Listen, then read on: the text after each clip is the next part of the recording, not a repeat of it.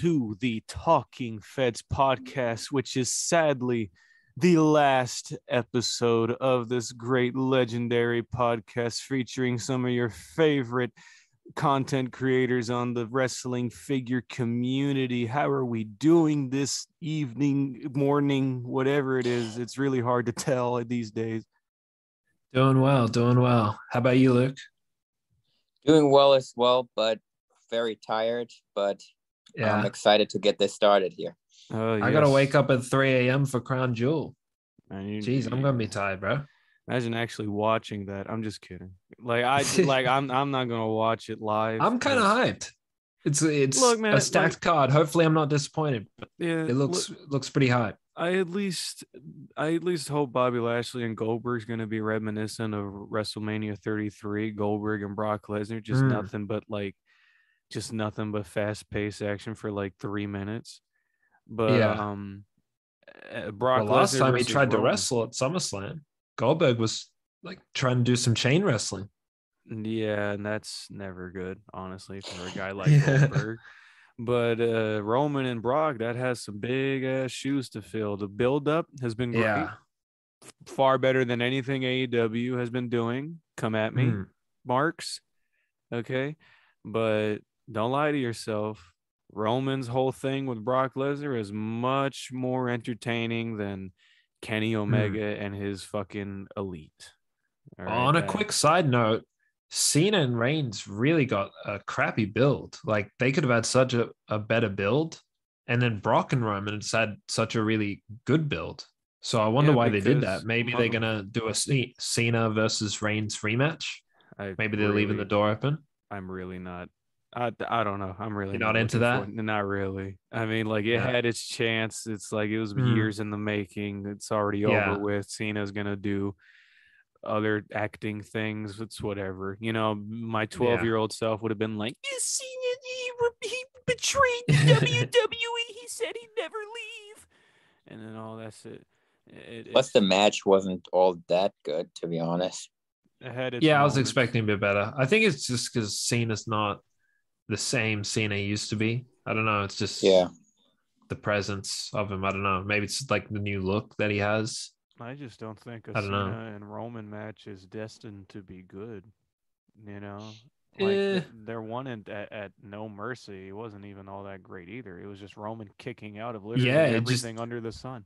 That was ridiculous. Like he just buried the FU or the attitude adjustment. I kicked out of like 5 of those. That's the real name. That's the true name of that move.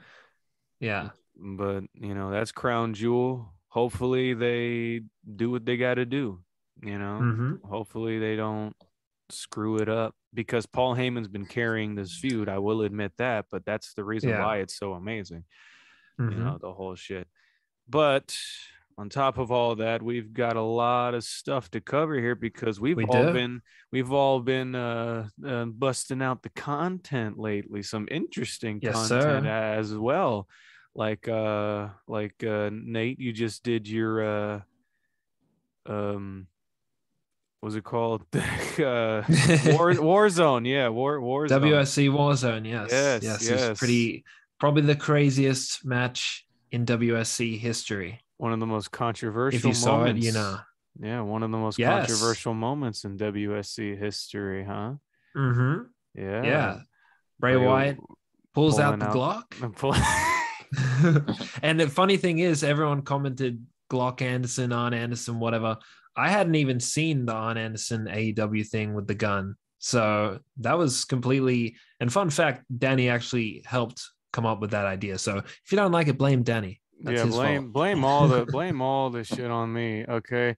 Like I came up with this set. Like at first I said, "Oh, you should have Luke Harper shoot Roman." Right. And then we were like, "Oh, that's kind of in bad taste because Harper's dead."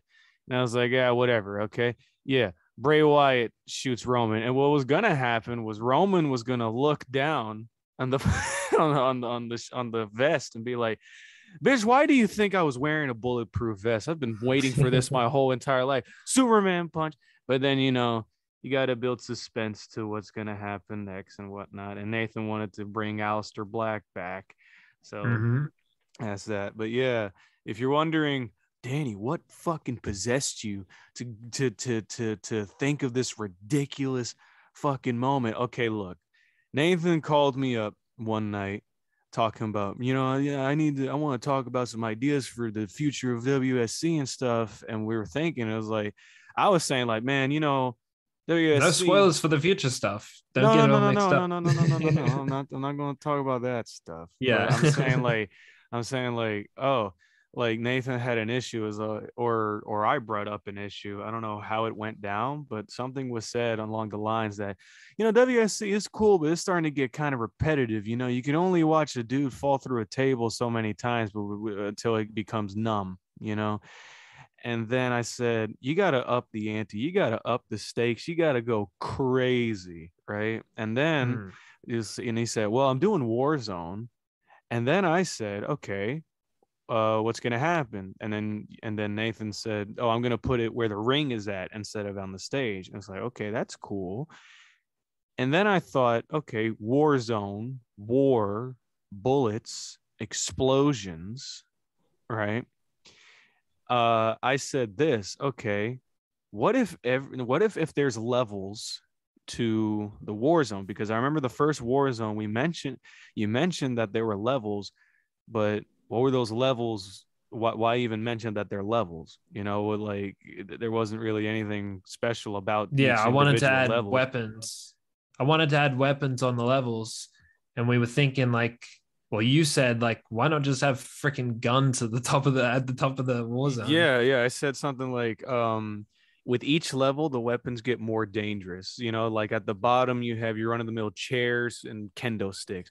Then next is like barbed wire stuff, and then next is like glass stuff, and then the final one is just literally guns.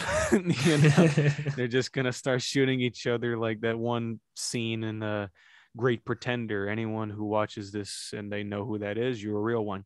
But they're just shooting up people. It's just like a drive-by at that point. How ironic, because one of Roman's moves name is the drive-by. But regardless, I said you should get someone to just shoot Roman Reigns at the top, and then that was the idea. And it was genius because he has a bulletproof vest. Yeah, it was great. I was like, like that wouldn't kill Roman. Maybe the fall would, but everyone falls off at 60-foot platforms and just gets right back up in this shit. Yeah, it was a good moment. Yeah, and people did seem to like it, so it was fun. Yeah, but there's some kids in the Pic Fed game and the Pic Fed Instagram community was clowning on that shit, but how they don't like to have fun. That's all right. Well, it kind of feels like that sometimes. I'm not gonna lie. It's really weird. Like Instagram and YouTube are so different. Like YouTube, everybody's like more supportive and stuff.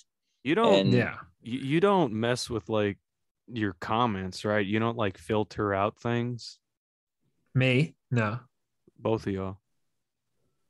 No. No. Okay. That's good, because it's like I was gonna say maybe it's all positive because negative shit has been filtered out, but then that's not possible because there is some negative comments in some of them, like in Luke's shit talking about, bro, why does Vince McMahon sound like Yoda? Okay, listen, dude, you try to do you did good. Vince McMahon. It was good. I enjoyed it. Like it didn't sound like Yoda at all, I thought. Yeah, I don't know where they got that from. I hate hearing my voice, honestly, especially when I'm trying to do fucking voices and stuff.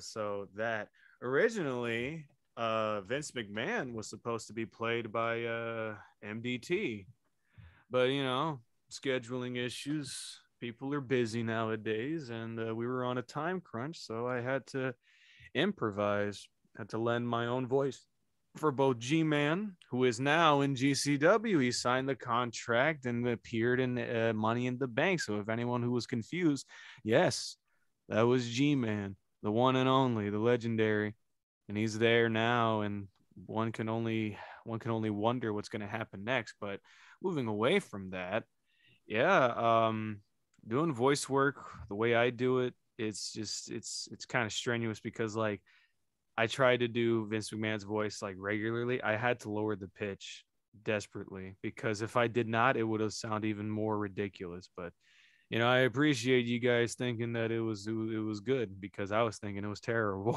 No, it was good Honestly. stuff. Yeah, Enjoyed it. and the words that he said and stuff that sounded just like how he would say it. No, thank you.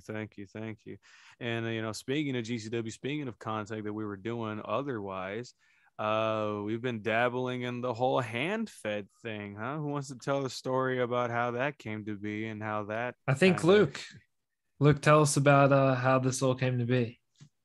So I brought up to you guys like a couple weeks ago that I was thinking to do an extra channel where I do like WWE pay-per-view preview hand-fed matches, because like nobody's really doing it anymore.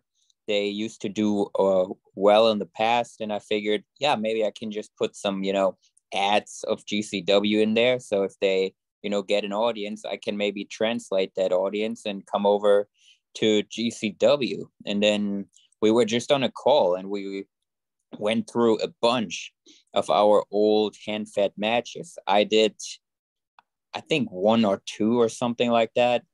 And obviously you, Nathan, you did a whole lot in the beginning of your channel. And yeah, we just had a lot of fun. We had a blast. Yeah, a lot of fun. We're just laughing. We were just cracking laughing up our asses off. Yeah, it's great. I always remember, like, we were watching the MDT one. MDT constantly just had AJ like flying in the air for 10 seconds at a time, so he could commentate for it. Yeah, so he can commentate for it. And then this one time, I had never heard Luke pop this much for anything. Fucking MDT had Seth Rollins do a buckle bomb on AJ, and when I tell you, it was the most vicious fucking thing I ever seen a toy go through.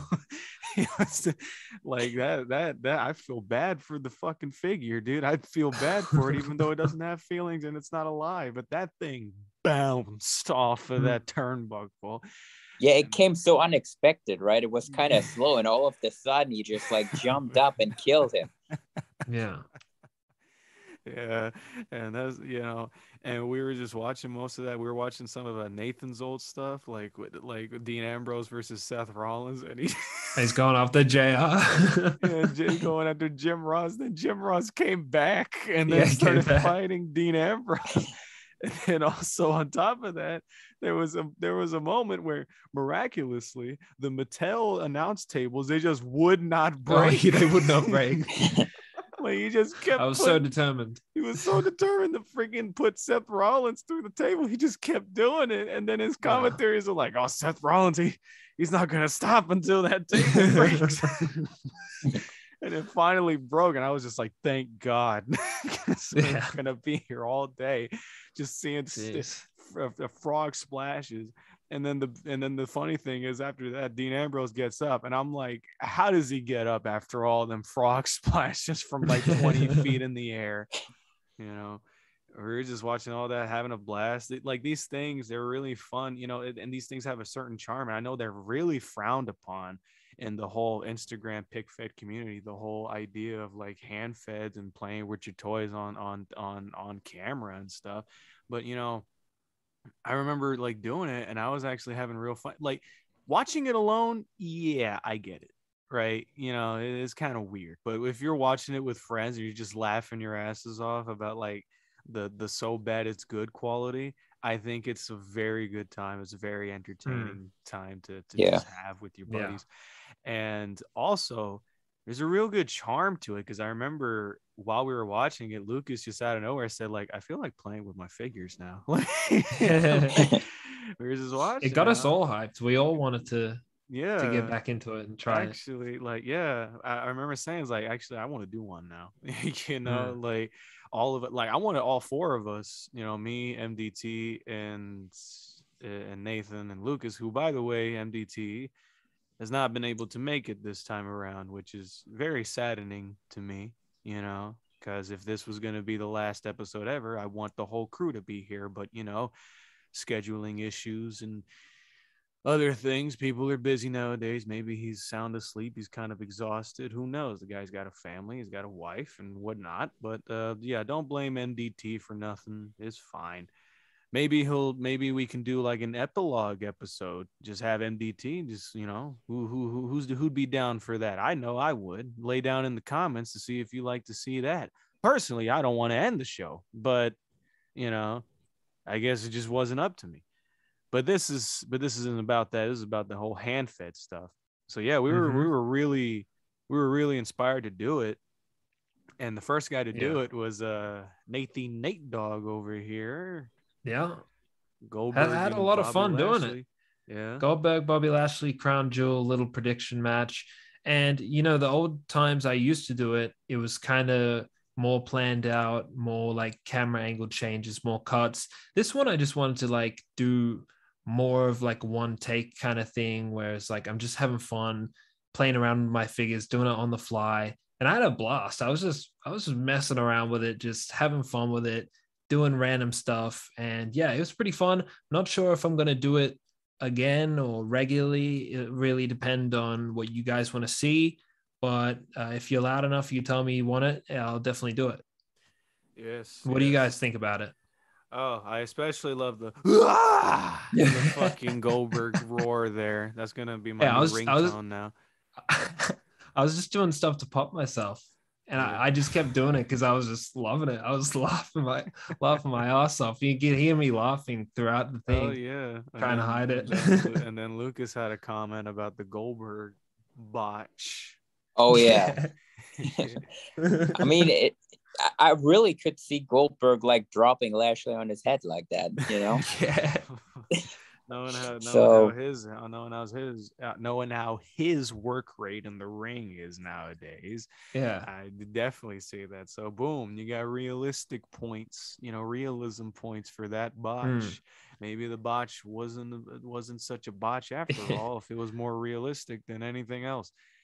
Yeah. So the thing with this was like in my old school stuff when I was doing hand fed, I was trying to take it really seriously and like do it as best a hand fed match could be and take it seriously. Even the Jim Ross stuff. Yeah. Well, that was like the best content I could produce at the time.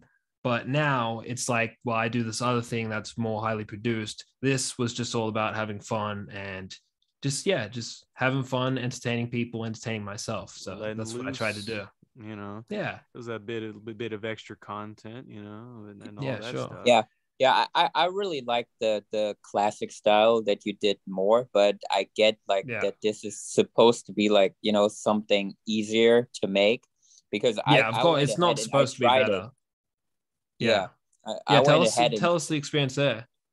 Yeah, I went ahead and tried. Like I did a couple matches. Like first off, I started. You did a couple.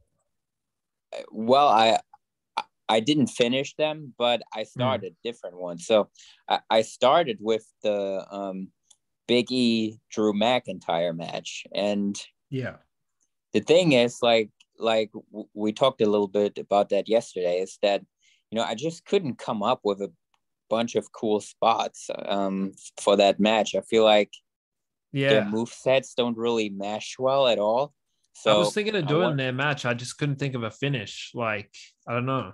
Honestly, that match does not sound exciting at all for me. Yeah. Big E versus Drew McIntyre. It's such a 2K universe mode moment, honestly. On paper, it sounds cool, but in execution, I'm not sure how it's going to work. We'll wait and see. Maybe it could be really good. We'll never know. Well, we will know tomorrow. But yeah, that's why I didn't do it. And you obviously didn't find the spark there with those two. And how do you film it? Did you do it more like the way I did it recently, or did you do it like more the old school kind of more cuts and whatnot? Yeah, I did it more like with the cuts, like the match that I did a couple years ago and the ones you did.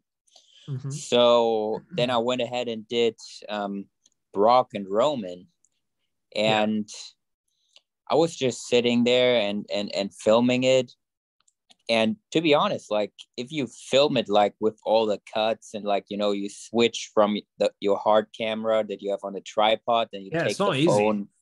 Yeah, it takes pretty long. And then Yeah.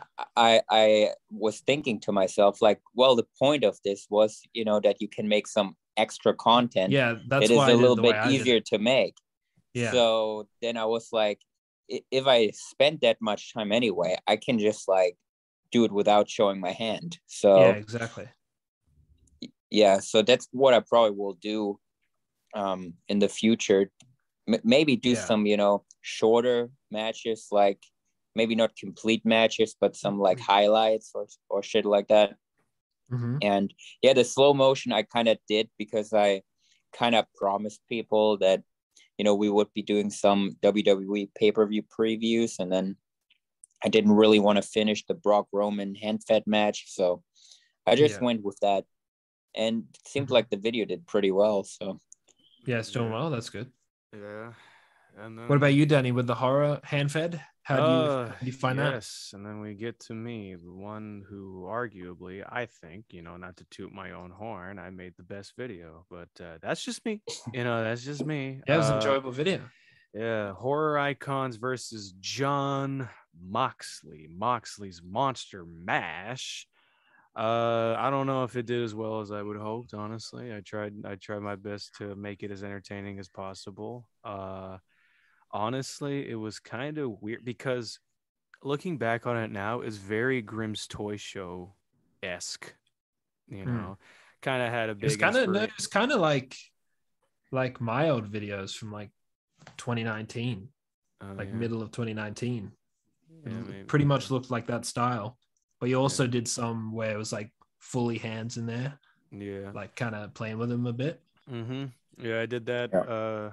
Honestly, I wanted to do the whole thing with the tripod. Oh, yeah. Let me talk to you about the tripod. Like, I was trying to go out. I went to Best Buy to buy a little tripod for my iPhone. Not my iPhone. What the fuck? No, not an iPhone. I don't buy iPhones. What the hell? I got a Samsung Galaxy some. Right. Mm-hmm. And then I got my friend and my little brother, and we went to Best Buy. We drove like all the way to a Best Buy to go and try and find a tripod, and I found one, and then it turned out to be $40. It didn't even look like something worth $40, right?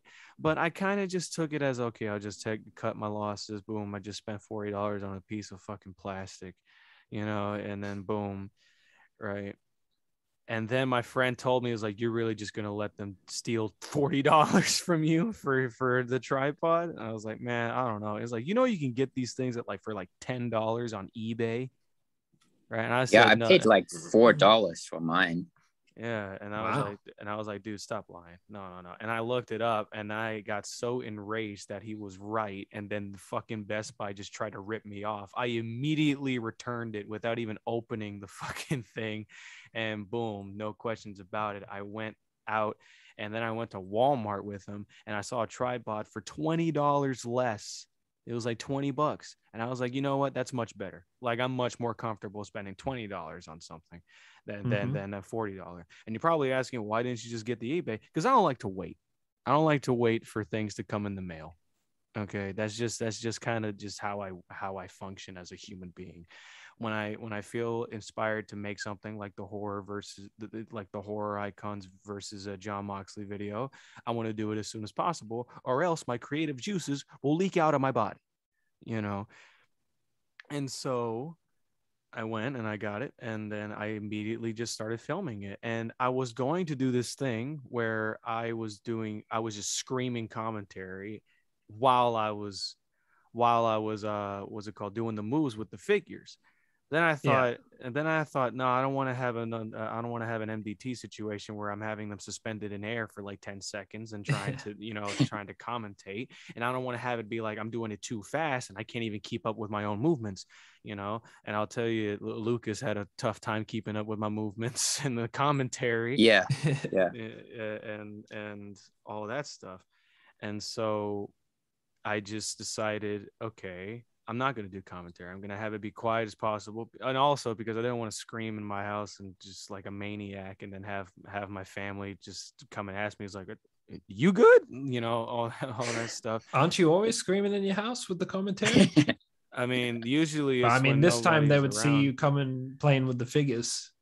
Yeah. they'd walk in on you. So yeah, I guess it'd be a bit of a And weird situation. I gotta hit him with that. You don't understand, you know, all that stuff and all that.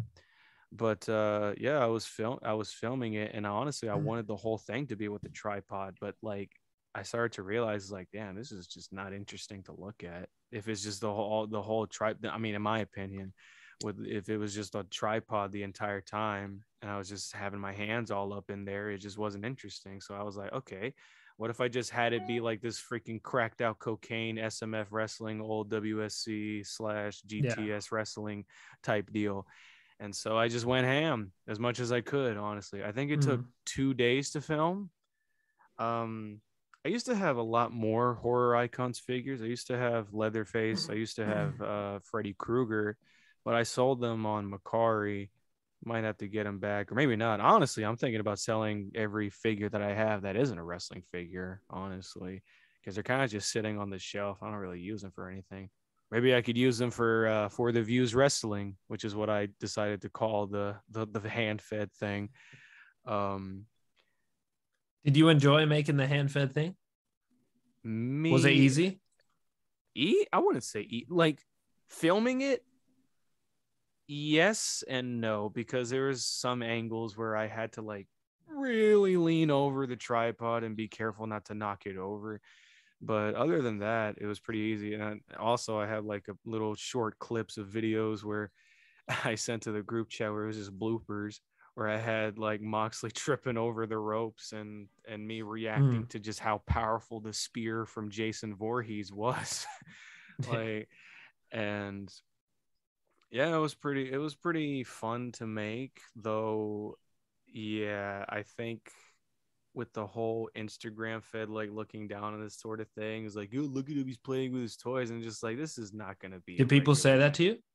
No, not really. Like, not really. They weren't really memeing on it, probably because they enjoyed it too. Because I purposefully made it stupid, you know, like Chucky hitting destroyers and Ghostface hitting some tope con hilos off the top and doing some like high flying shit, and then Michael Myers doing that a rope German suplex.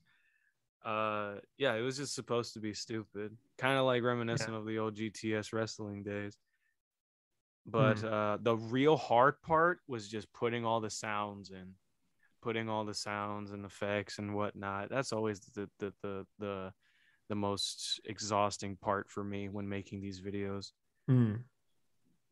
And I did that as best as I could, and upon doing it, I had Luke do commentary for it before I did all the audio stuff, and I was gonna put my own commentary, but upon like while I was doing the sound effects, I was just like, do I really want to go back and record something and then chop up Luke's audio and try to like synchronize it and everything? I really don't feel like doing that, especially for a hand fed, you know. So I just let Luke do it, and honestly, I was laughing my ass off hearing Luke reacting to all these crazy things happening. Like, Luke didn't even know what was going on. That was the funny thing about it. I didn't watch it before. I just did the commentary when I watched it the first time. Yeah, that was his live reactions. Good. Yeah. Like, take a shot every time Luke says, "Oh my God," in that video. just watching all this crazy stuff happen. But yeah, man, I did it to the best of my ability. I tried to go above and beyond. I really hope Trey watched it, because you know how he did his whole horror figures fighting each other video from a long time ago that got like a bunch of views. I wonder what he thought of it. You know, maybe we'll find out later. But yeah, I feel so. The question is, sorry to cut you off there, but the fans, let us know down below. Do you want to see more hand-fed stuff, or do you just want us to focus on what we usually do, what you like to see, and that is more the pic fed, vid fed kind of stuff? So let us know down below. Do you want some extra content with the hand-fed stuff? Comment down below, let us know, and yeah, maybe we could do that for you guys. Yeah, maybe so. Even though I'm kind of leaning towards the not doing it, not because I don't enjoy it, but because I feel like we all kind of we were all hyped up about the idea, and then we all got kind of disappointed by it. Yeah, I feel just a tad bit, just an incy wincy bit, you know. I don't know. Maybe What were you disappointed by, Danny? I was disappointed by the fact that I didn't do commentary on my own, but I just really didn't feel like it. I just felt like it wasn't really all that necessary to the video. I felt like the video was already jam-packed with sounds, and then like me just screaming over this shit was just gonna add more craziness to it. But maybe that's what I needed to do, you know, in hindsight. You know, just to add that holy crap, this is insane factor. So you think if you were on the commentary, you would have been more happy with it? Maybe so. Yeah, maybe so. Maybe next time. I don't know what I would do next time, because I just don't want to do, you know, regular wrestlers fighting each other in the hand fed. I can just do that in Pic Fed form. You know what I'm saying? Yeah. But with the whole horror icon thing, it gave me the idea, you know, I don't use my Marvel figures at all. I don't use my Ninja Turtles figures. You know what I'm saying? What if we had the Ninja Turtles versus the New Day, like for the last slice of pizza, or the pizza versus pancakes? Which one's better? You know, some stupid shit like that, honestly. But that's probably what I would do, just to kind of like differentiate it from you guys, how you would do things. I don't know. But leave it down in the comments. Would you like to see that? Would you like to see Ninja Turtles versus the New Day? I don't know. Go ahead and let me know. And also, before we move on from this hand-fed topic, I also kind of teased the possibility of like a WSC World Championship that's only in hand-fed form. That might be a thing down the line if you guys want more hand-fed stuff, but I'm still a little bit unsure about it. So let us know down below what you'd like to see. Yes, sir. Yes, sir. But moving on from that, we got some brand new Pic Fed shows coming out, like the entirety of Money in the Bank. Luke, how do you feel after filming all of that, after all the surprises, all the ups and downs? How do you feel about that? Are you kind of satisfied with how it went, how it was received? How are you feeling, buddy? Yeah, I'm pretty satisfied with the show. Like, was very excited to make that, because, you know, we had plans for that a long time ago already. So getting that all into reality was cool. And yeah, show seems to be doing pretty well as well. And people enjoyed it, at least on YouTube. That's all I see. But yeah. And then the whole controversy with the Fiend happened. How do you feel about that? Well, I don't really know if it's a controversy, because it was pretty positively received, like on the YouTube video. Like, you know, if you're gonna bring up like your Instagram fatters, like, it kind of seems like they hate everything we do. So it isn't really a surprise to me that they don't like it. But yeah, I'm very excited to do that new character. I think the figure itself looks very cool. I think I love the design on the back of his jacket. That thing was litty. All right. Like, at first, I remember when you first told me about the idea of putting the Fiend into the Bullet Club, I wasn't for it. Like, I told you, like, are you sure? You know, all that stuff, because like, to me, I don't see the Fiend as someone who would join a faction like that. But the way you started to explain it, I kind of saw a thing, because I thought it was going to be like Firefly Funhouse Bray also, but it seems like you're going in a different direction, right? Yes. Well, the thing is always with Bray Wyatt and the Fiend, like, he seems so hard to book, and I'm a big fan of Bray Wyatt, but making his matches, like with him no selling stuff and shit, like, it's really hard to use him for me. So I wanted to come up with something completely new, and, you know, make Bray Wyatt more as like a regular guy. But wait, before you get there, I do have a gripe with the Bray Wyatt Fiend thing joining the Bullet Club, just to mention that, because like, Bray Wyatt is my favorite wrestler. So like, of like this generation, John Cena of all time, but Bray Wyatt is one of my favorite wrestlers. So it's kind of like, you know, it kind of goes against his character, like, because Bray Wyatt's a cult leader. Like, why would he be some lackey in a faction? And like, why would he care about money? So I need a little bit more explanation if I'm gonna like fully sign off on it. But you can break it down, tell us what the concept behind that was. Where'd you get the idea to? I was pretty much thinking about, because I'm a big Bray Wyatt fan. He was a big part of GCW, like starting in 2013 already. You know, I think I was pretty much the first vet to bring in the Wyatt family back in the day, because I had these customs made before they even had figures. And, you know, he has like a great history in GCW.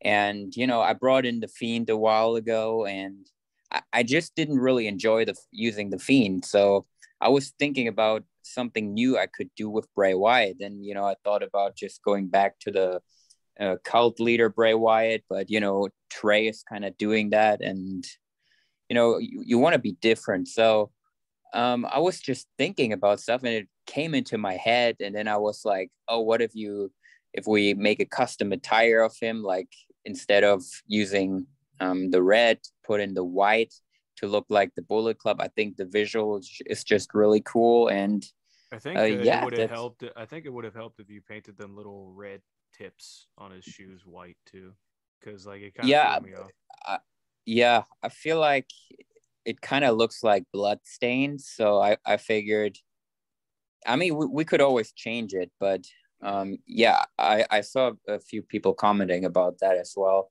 and it's a fair point.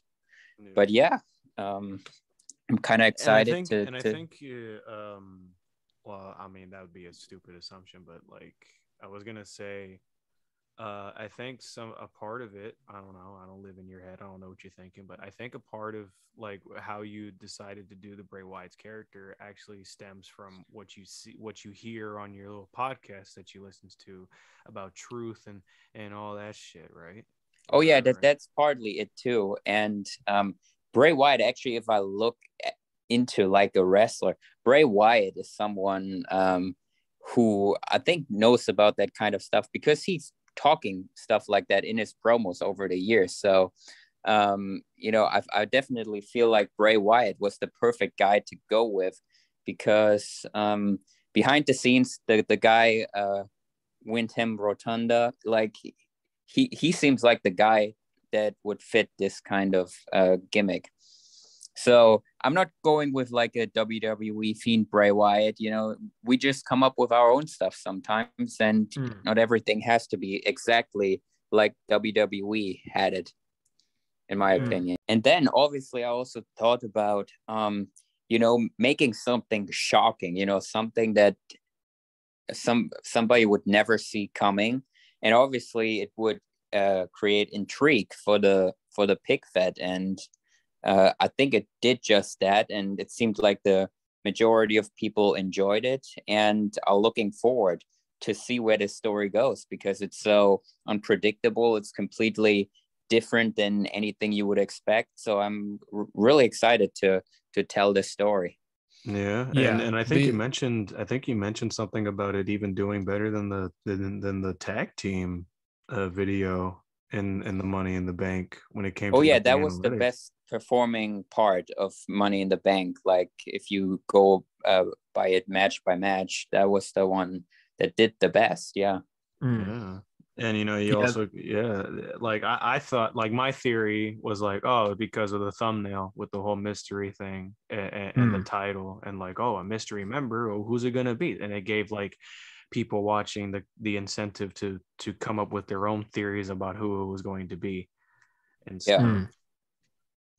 the gripe that I had with it was that it kind of went against like everything that we know about Bray Wyatt and the Fiend, what he stands for. But considering the fact that it is like your own universe and stuff, and you're trying to do something different with it, I'm accepting of it, and we'll wait and see how it goes.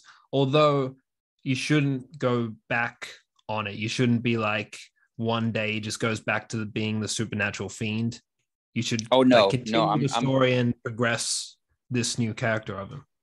Yeah, that's something that I want to get rid of anyway, because I'm not a big fan of that in wrestling anymore, that supernatural stuff. So, you know, that's what I kind of want GCW to be distant from. So, yeah, definitely he will not go back to that. Yes, sir. But yeah, it is an intriguing story. Me personally, I would have made different choices, but that's it. Creative minds, sometimes they think alike and sometimes they have different interpretations of art. But and another thing, like a lot of people were like, oh, who's it going to be? It's probably going to be Tama Tonga or Bad Luck Fale or something like that, actual Bullet Club member. But I think that would have just been a letdown, honestly. You click on that. So is the Fiend going to be like walking around with him? Or is it going to be Bray Wyatt? I feel like it'd look better if it was just Bray Wyatt. Unless the Fiend comes in and helps them every now and then. Yeah. Is he going to lose all the mystique and just walk out with him in a Bullet Club t-shirt or something? Oh, no, not like that. Not like that. Yeah, you got to stay tuned. We're going to have announcement for lockdown coming up, and we'll see where that goes there. Yeah, I kind of see it as Bray Wyatt is just a guy in a mask. It's really just it's basically how Pentagon Jr. is wearing the mask. Right, and I want him kind of to be more of a hitman for the Bullet Club. Yeah, something that's kind that. of. But if he's a guy in the mask, is he powerful as the Fiend? Because then, if you imagine if this was real life, people would be like, well, what the fuck? He's just a guy in a mask? What's all this superpowers about? Where it's kind of inconsistencies there. How did he have the superpowers before? But then now he doesn't. Well, I mean, I think in the promo, he established that it was kind of a sham the entire time. Yeah, because obviously like that stuff is not real. And that's why is Pentagon wearing a mask? And there are people just wearing a mask, and it just looks cool as well. So I think I'm not going to go to just a regular Bray Wyatt look. It's going to be that Fiend. He's going to be the badass, come in, beat up people for the Bullet Club, and I don't really want to spoil too much more. Yeah, so let's move on from that. Now GCW has been a huge success. Now Bray Wyatt's not the only one coming in. Also, Kota Ibushi is in there now, and he's Mr. Money in the Bank. So, what was your thought process on all of that? Having Kota Ibushi come in and just steal the entire show and the Money in the Bank from a certain Will Ospreay. I'm not trying to gas people up, but it feels like Will Ospreay was just a fingertips away, and then it just got all stolen from Ibushi. Yeah. I feel like people expected Ospreay to win, especially how I booked Ospreay leading up to this match. And I try to go out of my way to show people that the crowd is really into Ospreay. I really wanted people to think that, oh yeah, for sure Ospreay is going to win. I added in the Ospreay chants. I low-key would have been down if fucking maybe you gotta edit that out. I would have low-key been down if Ospreay won the Money in the Bank. Yeah. As in you'd be bummed out, or as in you wanted? No, I'd be down. I'd be for it. Yeah. I've seen some outrage over the Kota Ibushi. I don't know if it was one comment or something. Oh I read yeah, where it's he just comes in for his he just comes in for his debut and wins Money in the Bank. What the hell? Yeah, I see that. But do you want to reveal? Can we reveal the original booking plan for it, or is it too early for that? Well, there were different plans, right? Yeah, the different plans. All I know is we were fucking robbed, and I'm gonna tell you why. Magic Marvin wasn't in there. Okay, I'm gonna tell you that much, because if Magic Marvin, nobody would have stood a chance in that ladder match. It would have been probably the most memorable thing from the pod, Magic Marvin. Mm-hmm. yeah. I always get some people commenting about him. So yeah. So we had different plans, because we knew going in that the G-Man debut is gonna be part of this match. We were just not sure how yet. So there were different plans going into it, but in the end, like I looked into it, like who could I give this briefcase, which would tell the best story possible going forward? And I really thought it was going to be Ibushi, and so that's why he won. And it's going to be this story is going to go for a long time, you know, like this is going to go well into next year, like the effects of this Money in the Bank match. So yeah, pretty excited about where this all goes. And what we also got to address, like, Danny, do you want to talk about the G-Man debut a little more? In one sentence, like original plans, and just like how we planned it, like a little behind the scenes stuff, like maybe some troubles we had behind the scenes or still having. Yep. Yeah. Yeah, we can go into that. One thing I want to address is that yes, I am not G-Man. Okay, Danny Meltzer is not G-Man.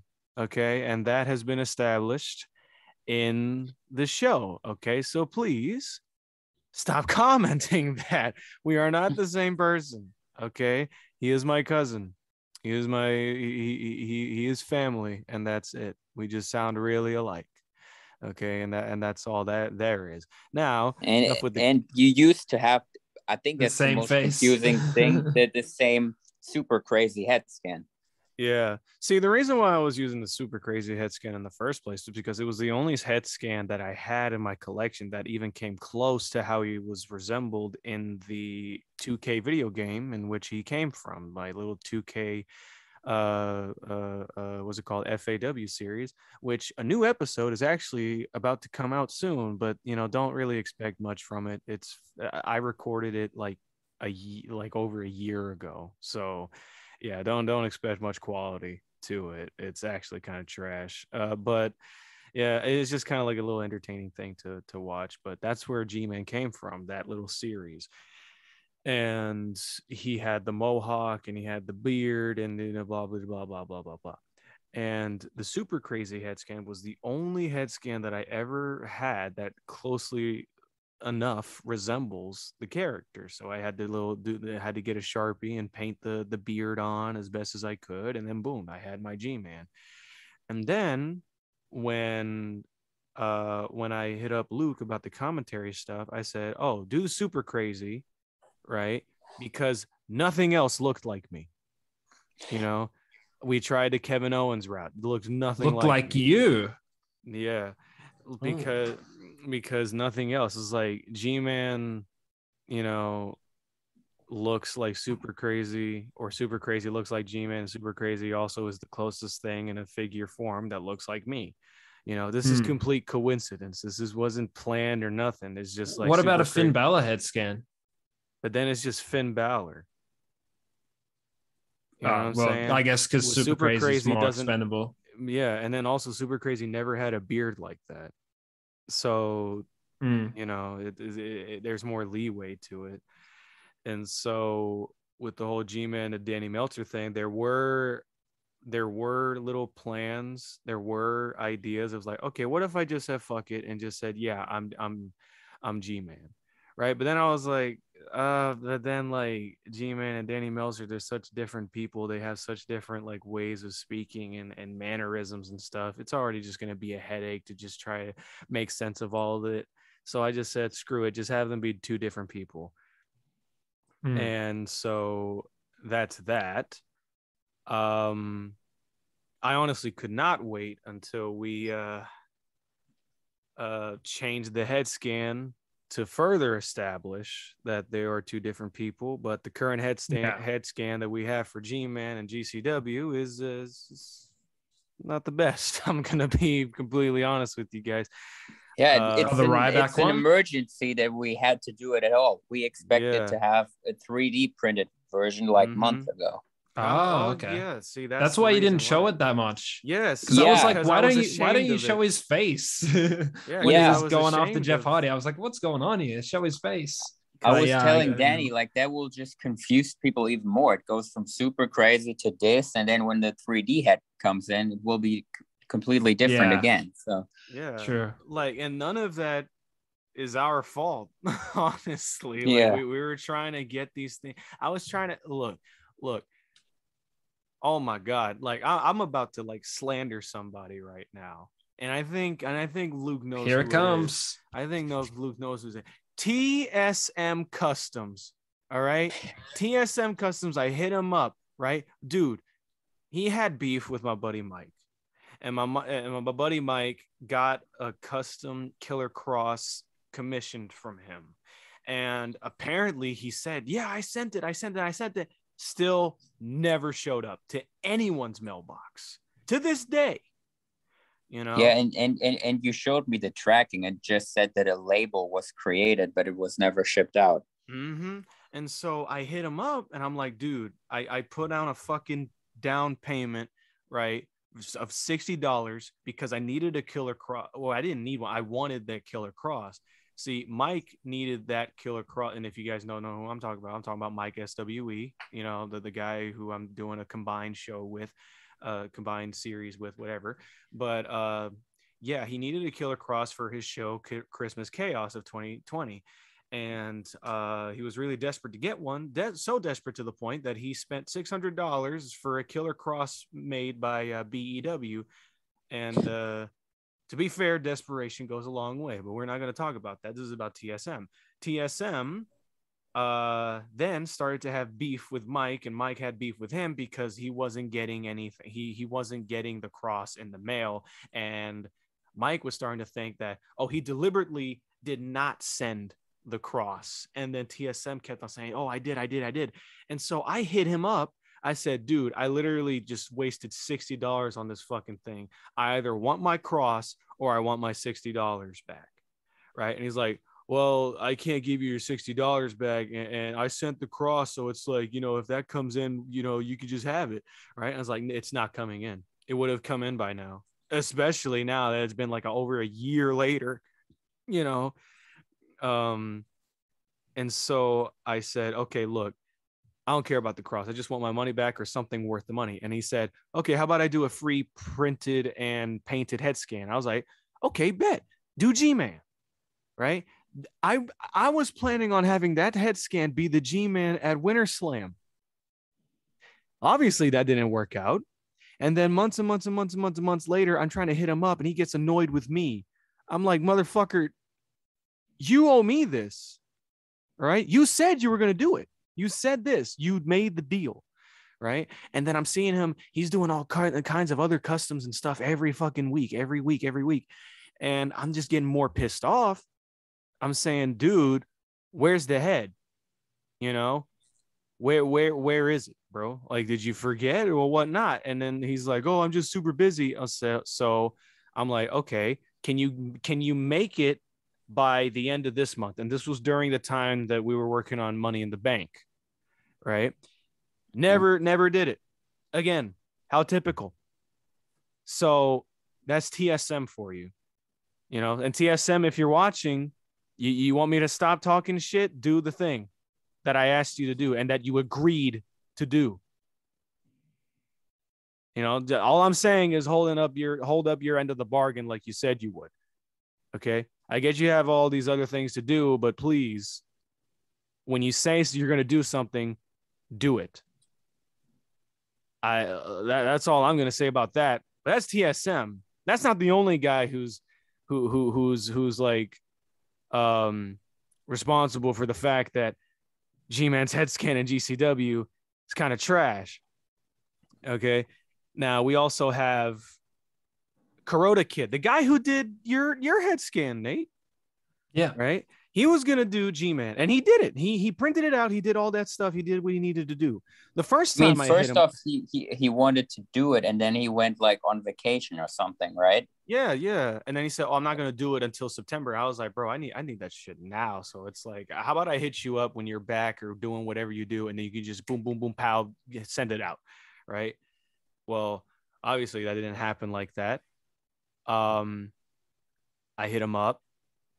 I pay $37 plus shipping, or it might have been like including shipping or whatever. But the fact is, I paid shipping. And honestly, it shouldn't have been as much, right? Because this PO box that he's supposed to send a thing to is right where he's at. And I hit him up and I'm like, dude, what's going on, bro? Like, you gonna make it, or you're gonna send it, what? And he's like, oh, I'm gonna send my mom to go and drop it off at the address. I'm like, what did you just say to me? You pay for shipping and then she drops it off at the house. Like, what? She didn't even do that. She didn't even do that. Yeah. Like, and then like, oh my God. And I'm thinking like, what is this dude on? What did fucking Nathan have this problem when he had his head scans? Because you told him to send it to the same address, right? Yeah.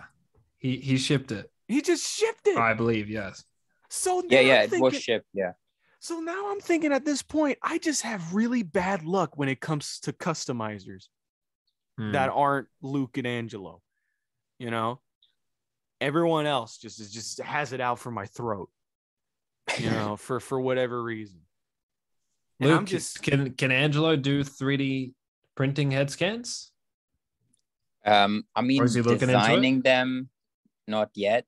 I mean, I feel like he wants to get into that, but like, that's a whole different thing than customizing, like designing these 3D files. Like, yeah, because everyone's getting into that. So yeah, I think for you guys, it'd be good to jump on board if you could. Honestly, because it's like, if you can't do something, if you can't get something done right, do it your goddamn self. It's like that one instance, right?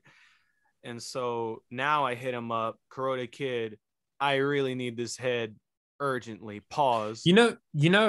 You could have just bought the file from Karate Kid and then sent it to Luke, and then maybe they could have printed it. Do you guys have a 3D printer? Well, we also got the extra Nathan heads printed here. So, do you print them out? I mean, we didn't print them ourselves. Like, Angelo found some guy that does that. So, is that the resized? The resized with the peg that I sent? No, that one we didn't do yet because he's just busy with other orders right now.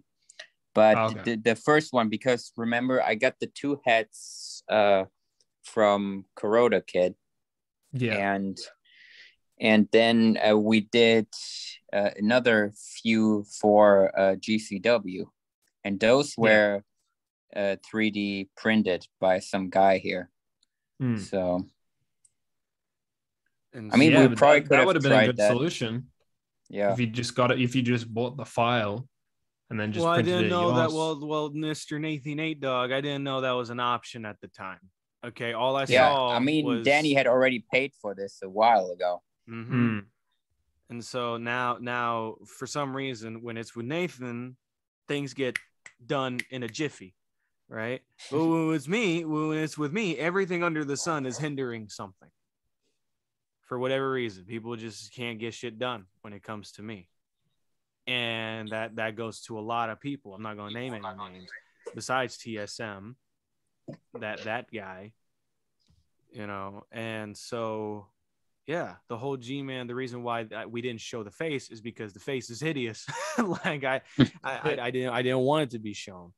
Wait, so are you going to have that face in lockdown then? We don't even know at this point. Next? Yeah, that's another big problem. Yeah. Yeah, if you can't get it in time with the shipping, because who knows how long that takes, maybe you can get him to send the file and you guys can print it. Yeah, maybe that can be a solution. Yeah, I feel like I guess you already paid for the sculpts though. Like this is just so frustrating to me, because it's like, G-Man, is my intellectual property. I want him to be represented in a way that is good to me.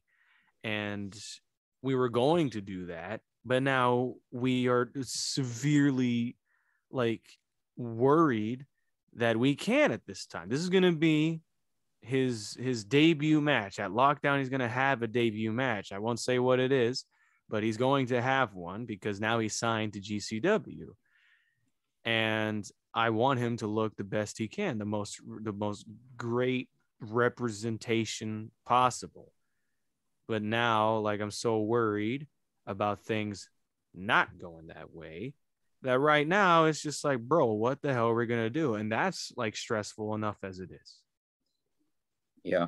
But yeah, other if worst comes to worst, try that solution. Yeah. I suggested. Maybe Yeah. so.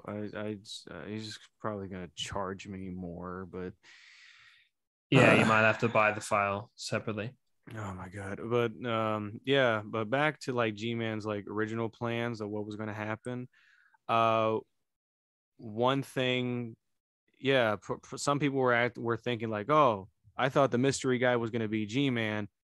At one point, it was going to be, you know, it was at one point we did think of doing that, but then it's like, well, he's going to go there and then not win. And I didn't want him to. I actually didn't want him to get the briefcase because, you know, I kind of want to tell a different story with that. And I wanted G-Man to go in and attack Jeff Hardy, you know, to avenge me, his family, of course. And the original plan was he's going to show up, climb the ladder, show his face, and I was going to freak the fuck out on commentary. And then it was going to like the biggest pop of the night or whatever. That's what I was hoping for. Yeah. Yeah. And then he was going to hit Jeff Hardy with something, and it was going to be extreme. He was going to fall on a ladder or something. And then G-Man was just going to run away. That was going to be what was going to happen. Another thing was Jeff Hardy at one point was going to win the match. Which I disagreed with. Yeah. Yeah. And then G-Man was going to come after the fact and then spoil Jeff Hardy's fun and his moment. And then, yeah, there was a bunch of ways this stuff was going to come out with, but the way it came out in the end, honestly, to me, like I showed someone, some of my friends it, and I was hoping for them to get marked out, but they were just having a hard time believing that was G-Man because we didn't show the face. Yeah. Yeah. You know, we just had to rely on the move because G-Man does the suplex stunner. And yeah, good thing I came up with that. Like, yeah, otherwise that would have been even more confusing, more what the fuck. Yeah, it was kind of like a fan just like ran in and just like climbed up the ladder in the hoodie. Yeah. And so yeah, the G-Man debut wasn't as spectacular as I wanted, but none of it is the fault of me or Luke or any of that. Is just difficulties with customizers. You know, honestly, I really hope. Honestly, I really hope Angelo hones his craft and starts doing the 3D printing stuff. Yeah, yeah. So we don't have to worry about really this shows shit like anymore. you can't rely on other people with your Fed. Like, yeah, that's what I've been saying. Nope. That's just the nature of this thing, man. Everyone's, I don't know. It's always something. That's my motto at this point. It's always something with these people. It's always something with everyone. You know, that's hindering progress.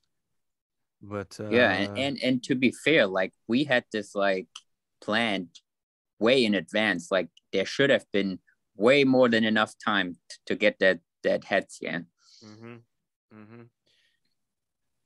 And especially, like, I keep on going back, especially when it comes to TSM. He had a fucking year to do this head scan, and it's still not nothing. Yeah. Hashtag where's G-Man? Just send that to freaking TSM. just send that to him. Just spam it. Right? No, don't do that. Don't do that. Because I don't like mob mentality shit. Well, but now they're gonna do it. Well, at least you can't say that I told them not to. You know, like you can't say that I did not tell them not to because I just did. But yeah. Speaking of G-Man and all that stuff, we also got the debut of Wildcard in there, sort of, kind of, not really, like on the phone and stuff. such a beautiful character in there. Like I actually wanted him to actually be there in person, but Luke decided not to. I don't know why. I think it had to do I something think it with, worked just fine. yeah, and no, like yeah, it worked. As Yeah, good as I it did didn't really without it. want to buy the figure, to be honest. Yeah, Yeah, because you're only going to use them. You would only use them for this thing, right? Yeah, You wouldn't need them for anything else.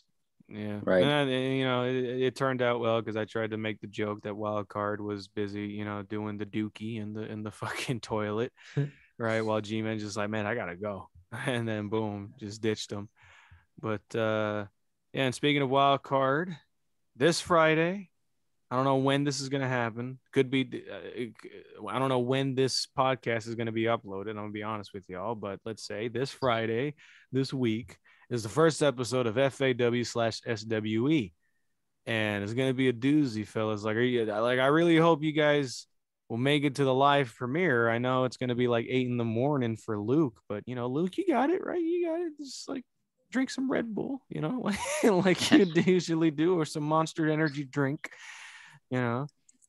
Stay up for like an extra 40 minutes or so.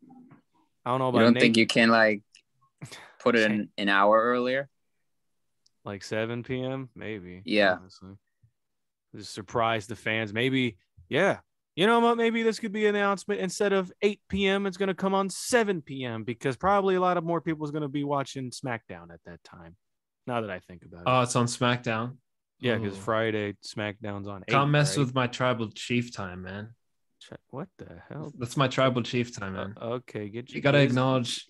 You gotta acknowledge Roman Reigns. Okay, get his dick out your mouth. Okay, like, but yeah, maybe I'll just change it to 7 p.m.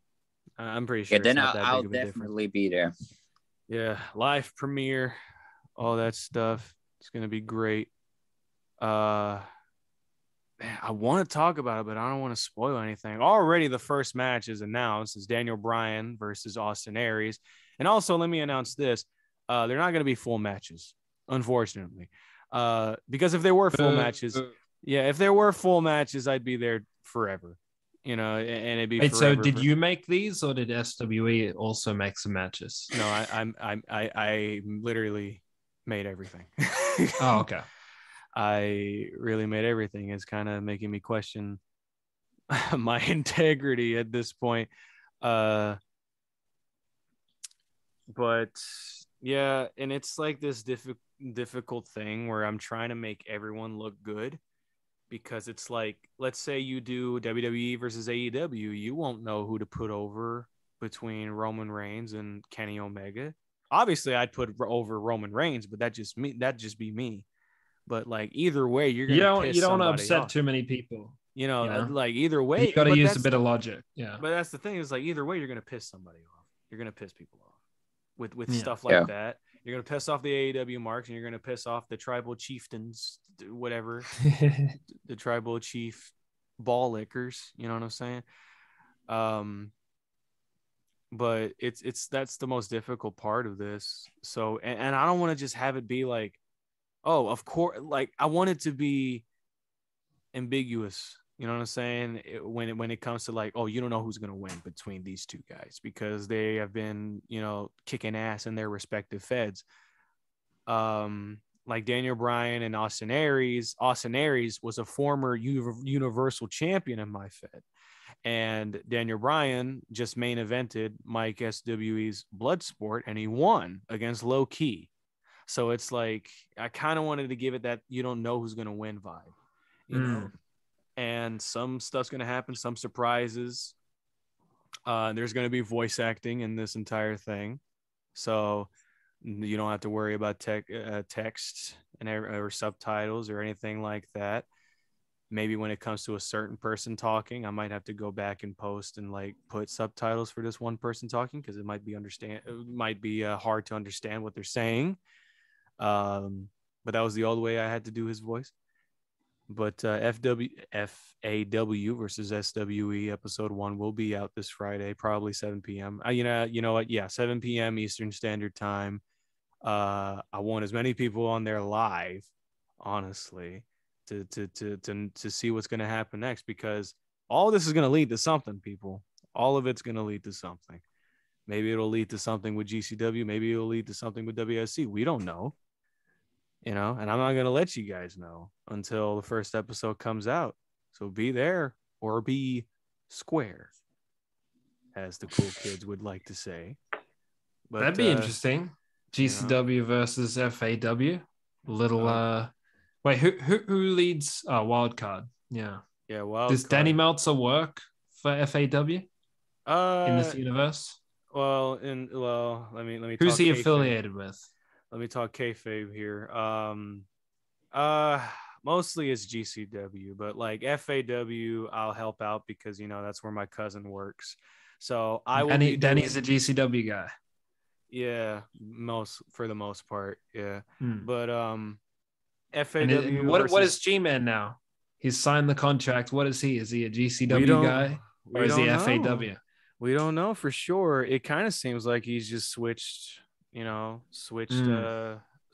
brands, and it turns out Wildcard was fine with it, because honestly, he was going to get 10% of $1 million a year. Booking right now, G-Man screws over Wildcard with the money and whatever, wants to take all the money. Wildcard tries to get back at him. Little GCW FAW war Survivor Series, bang, there you go. We don't even know how that's gonna work because I just spoiled it. Sorry, folks.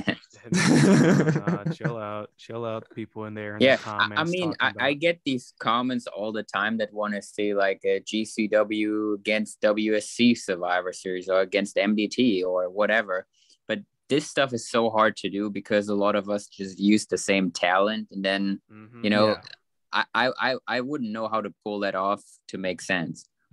Yeah, like the FAW only has like a few exclusive people.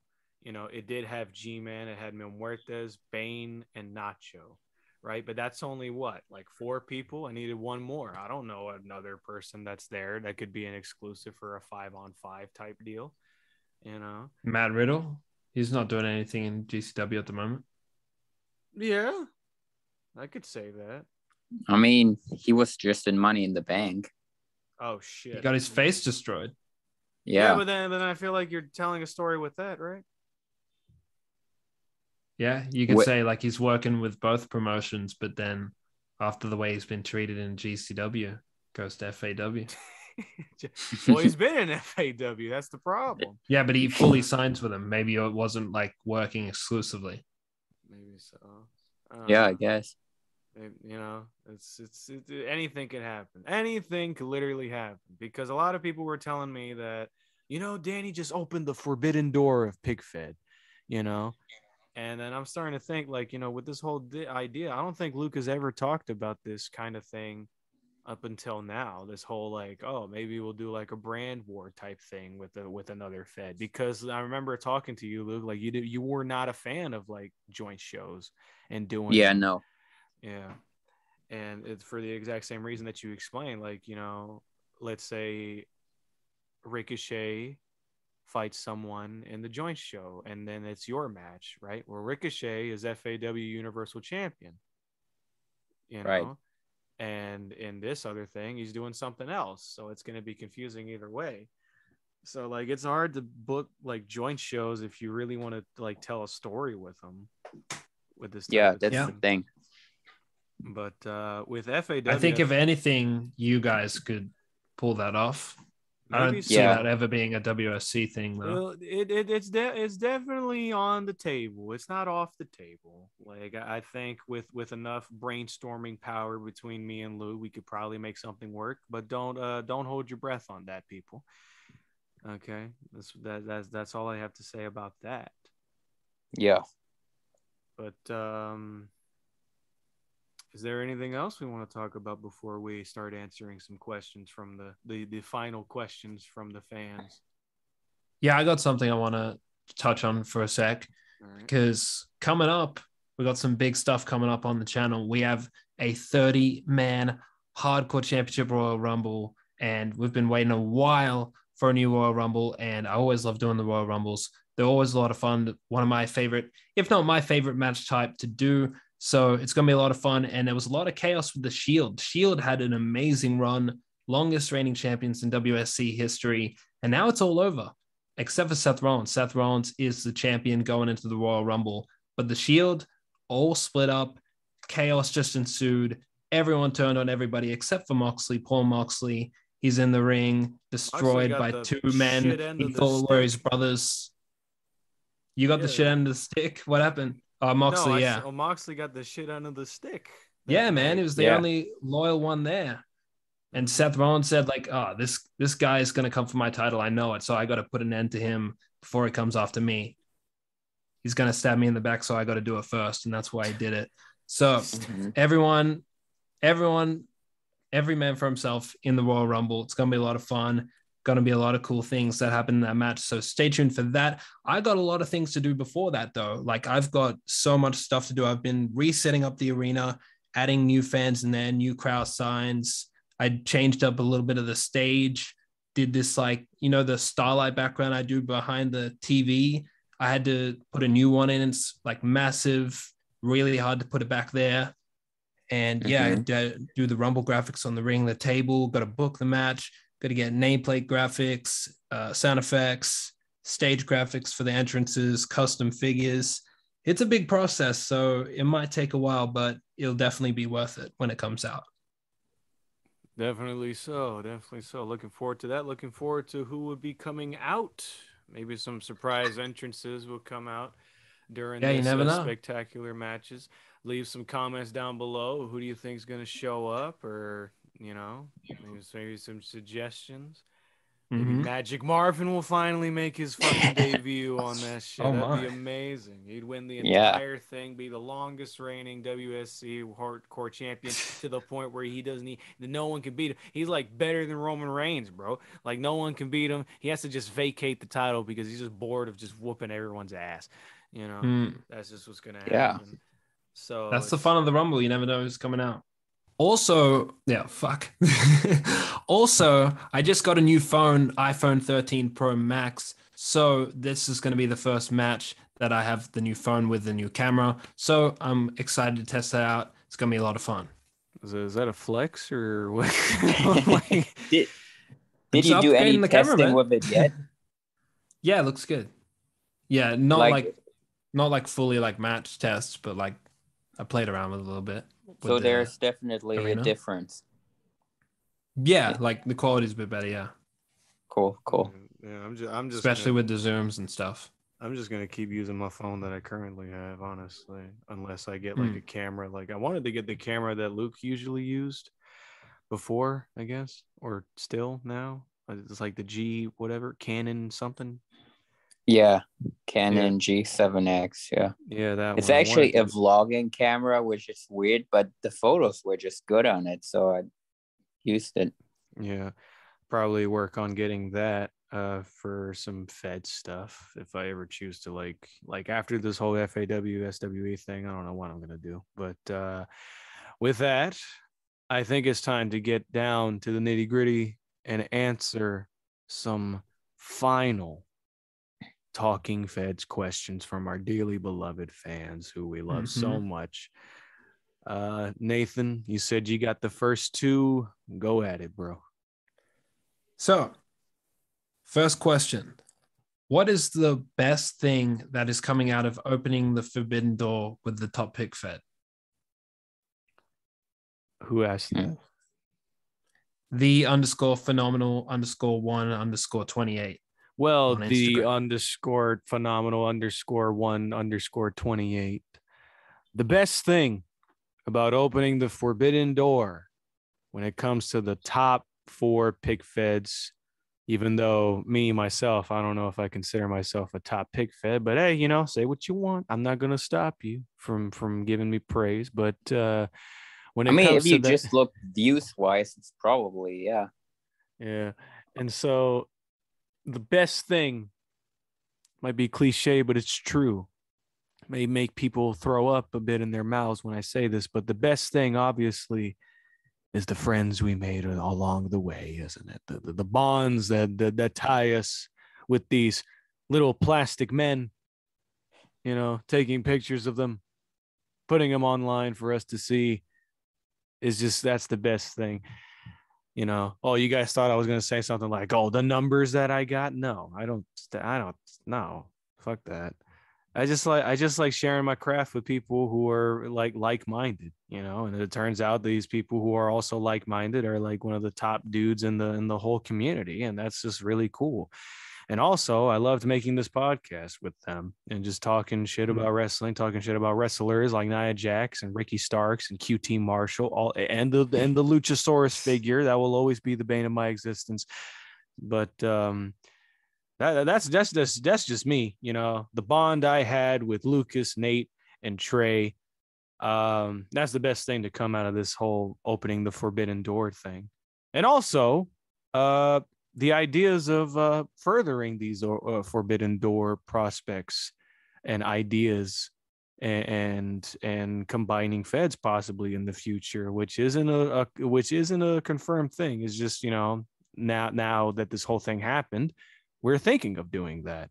But yeah, that's just my 2 cents on that. What about you, Luke? Yeah, obviously now in GCW, you know, I feel like I'm the only guy that uses all of our characters in their fed. So yeah, I think it's just really cool to have you on. You know, Danny came on first to do the commentary. That was a huge help to GCW.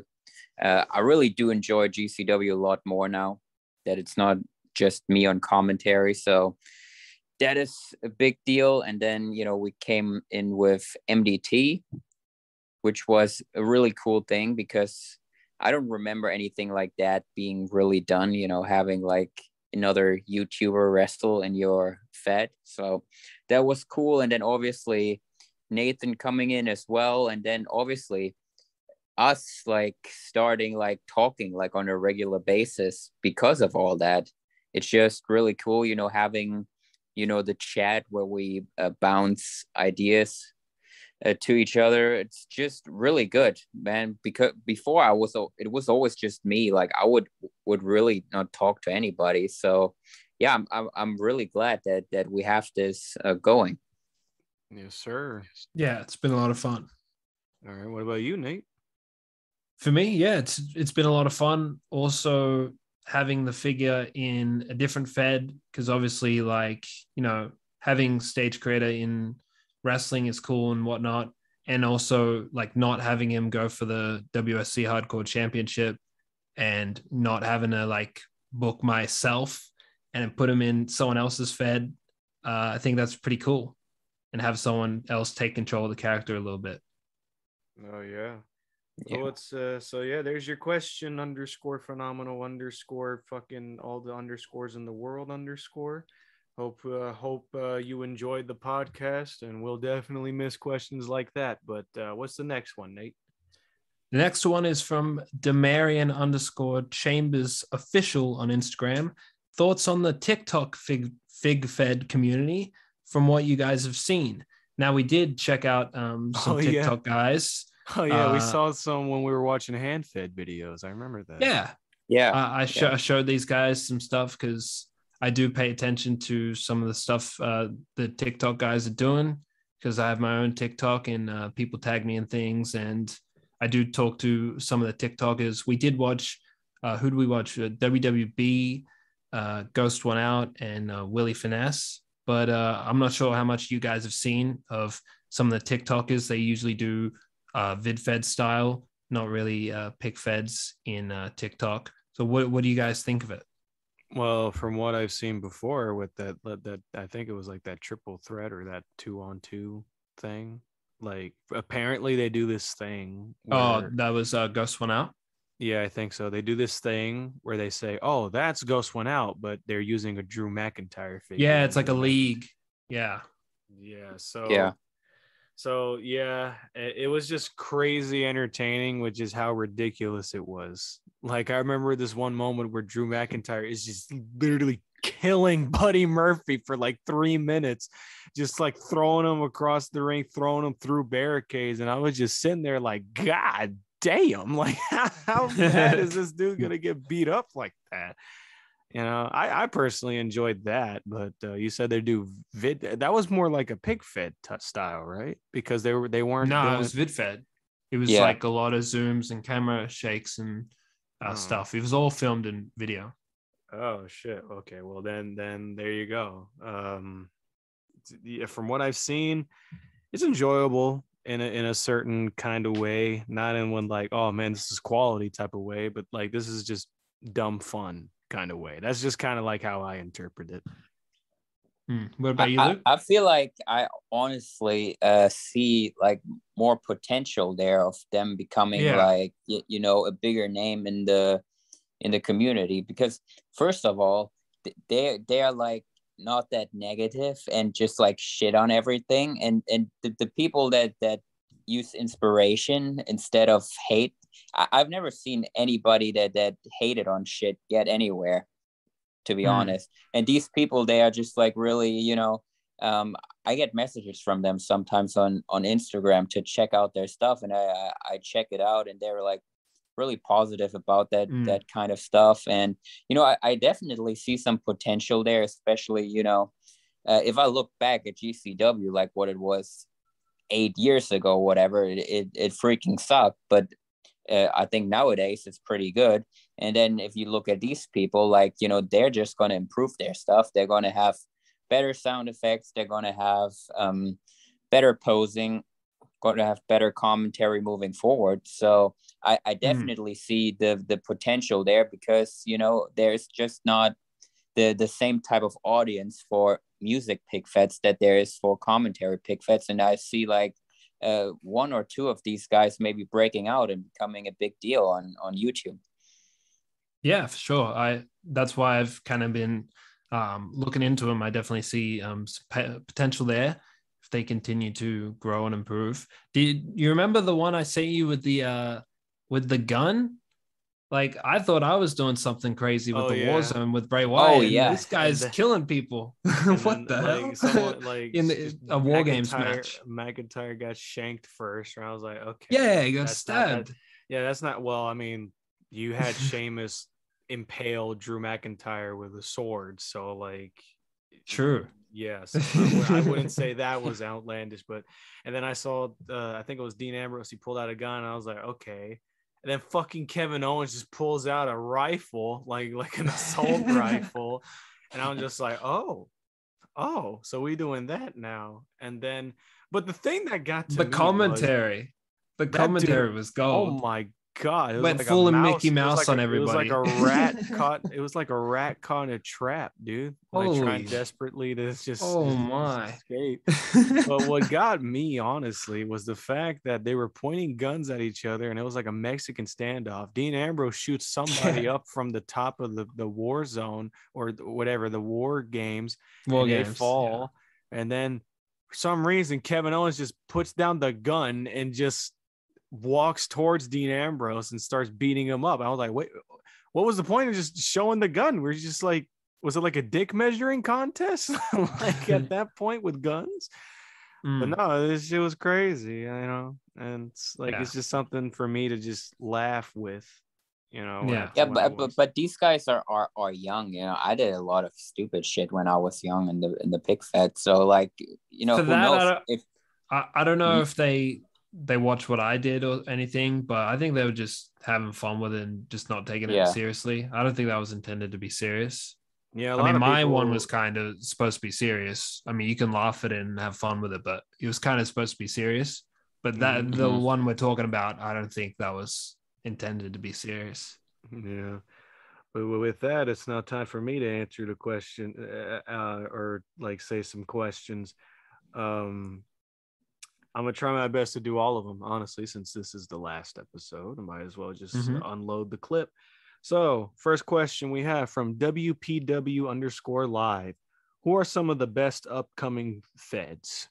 Now, that's a very, very tough question to answer because like recently I haven't really been paying attention to feds these days because I've been working on my own stuff. So it's like, you know, to really take time to just sit down and look at a pick fed, you know, I just hold on, technical difficulty. What I was saying was to really just take time to just sit down and watch a pic fed. That's very time consuming, especially with how long they make things. But I will say a couple of names that come to mind. Obsolete Elite from on Instagram. He has pretty good posing. His booking ideas are kind of trash whenever he would tell them to me, but he has some really good posing and some really good match quality. I think it's worth a shot to go and give him a follow on Instagram. Also, a YouTube fedder, DXG SEW. I think he has some good stuff, has some great posing. Yeah, I agree with that too. Yeah. Is that I had something in my recommended, and it was like a guy that put like 2 elimination chambers together. Was that him? Elimination chambers? Oh yeah, like, that was him. He made one big elimination chamber and out put of them together. That like basic elimination chamber set. Yeah, I watched that, and I usually don't watch music feds anymore, but that one I just kept on because that elimination chamber match was quite entertaining and very well posed. Yes, sir. Yeah. Yes, sir. So yeah, I would say those two off the top of my head, up and coming, like that are starting to get like some more traction to them, and I think they are well deserving of it. That's me. What about you guys? You know, I know you guys agreed with the DXG SEW, but any more names come to mind? Luke, you could start off. Like I said, I don't really watch much. If I watch stuff, I'm looking into the stuff, you know, that has commentary. And you know, up and coming fats, like it's like always depends like how you see it. Like I always look at like who's going to become a big deal on YouTube. That's kind of what I'm interested in. You know, I'm not interested in the Instagram game or whatever. So I think there are a lot of possibilities. I probably would see more of like the TikTok guys becoming big because they do the commentary. They have the video elements, which seem to do better with people. So I would definitely say like maybe one of those guys is going to break out. I think there's another guy that reached out to me who had pretty good TikTok stuff. I think it was Baller Boy Fix or something. That's I think that's WWB, isn't it? I'm pretty sure that is. Maybe so. Or maybe they're friends. If it is, that's crazy because he's one of the guys who asked a question. Oh yeah, I mean, I definitely checked out his stuff, and you know, they are all not quite there yet. But if they keep going at it for a couple of years, I feel like you know they could be there. Yeah. But also, I've tried to recommend some feds that you haven't watched before, like the old Mike's fed. You remember that I started showing you some stuff of that. What do you think about his stuff? Because I consider him like a up and coming fed. Like 2020 was a pretty good year for him in the whole Instagram fed community. He had some pretty banger shows at that time. Recently, he's kind of been, I'm not gonna lie, he's kind of been struggling to get back on the horse. But you know, that's why I'm kind of doing the whole like joint fed thing, you know, to help him run along, to help him get along with it, you know, to help spread awareness for his stuff. Are you asking me? Yeah. Yeah, I think his stuff is good. I think, you know, if he would want to become big, he would need to do a commentary on it. And, you know, for me to sit through a whole show, probably too. But when you did the that Cage of Death or whatever it was, however it's called, I thought that was pretty good. Yes. Yeah. You know, that was his I watched that and I enjoyed when you did commentary for it, definitely elevated it for sure. Yeah. Yes, sir. But I just can't sit through like an hour show with music anymore. Same, bro. Like it doesn't matter. I feel the same too. Like I tried to watch Balor Figs' WrestleMania and I just could not do it. You know, I just could not do it in one sitting. I don't know what it is. Let me tell you my my underrated people. Oh, okay. So DXG is definitely one of them. From a visual standpoint, it's real good, but it's just the music thing. I just can't sit through the whole show just watching like posing. I need some story in there. I need some excitement, you know? Yeah, commentary on that. And I need some impacts of the moves. I need to feel it, you know? and that audio sense is not being fulfilled there. So that definitely needs to be put in if you want to improve that. And then for the other guys in more like vid fed kind of stuff, WWB, as we mentioned, and Ghost One Out is cool. The only thing with them really annoys me is like the random camera shaking, which is supposed to represent like crowd hype. It's just so random. And like, you don't see that in WWE unless it's like someone wins the world title and it's like panning across the crowd. It just doing it every 2 seconds is a bit annoying. Yeah. But yeah, those three guys, I definitely see some potential in them. Yes, sir. Now, next question is by Bren 2009. Why did you end it? The podcast. See, I didn't want to, but Nathan and Lucas, like Lucas's reasoning, I think was because it was really difficult to schedule these things with him. Yeah. Plus, we're kind of running out of things to talk about. Like, in the end, if we do it weekly, now we'll just sit there and like talk about the new Elite Wave, and I don't really feel like that's the purpose of this podcast. Yeah, here's the thing. Like, I feel like it's really hard to organize all of us with all these different time zones to get together and do this.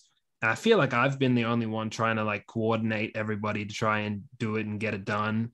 And I'm the type of guy who's you're either all in or you're not. And I don't feel like everyone was like super all in and committed to it.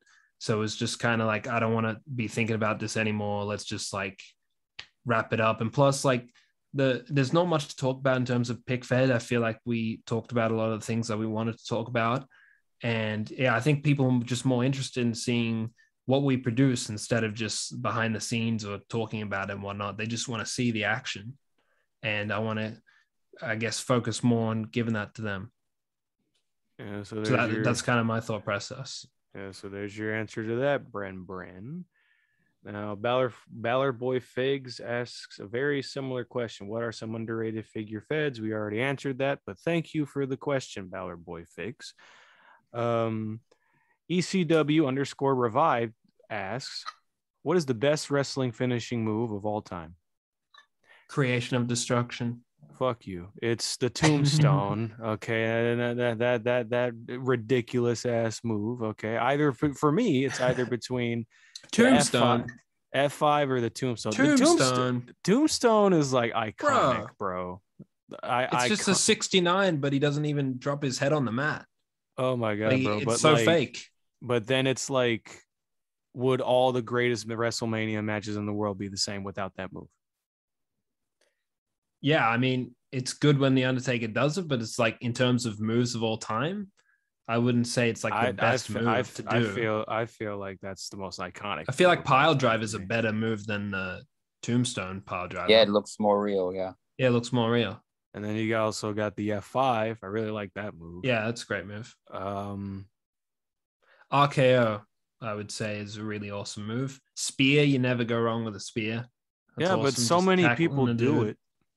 That's the thing. Because it's an awesome move.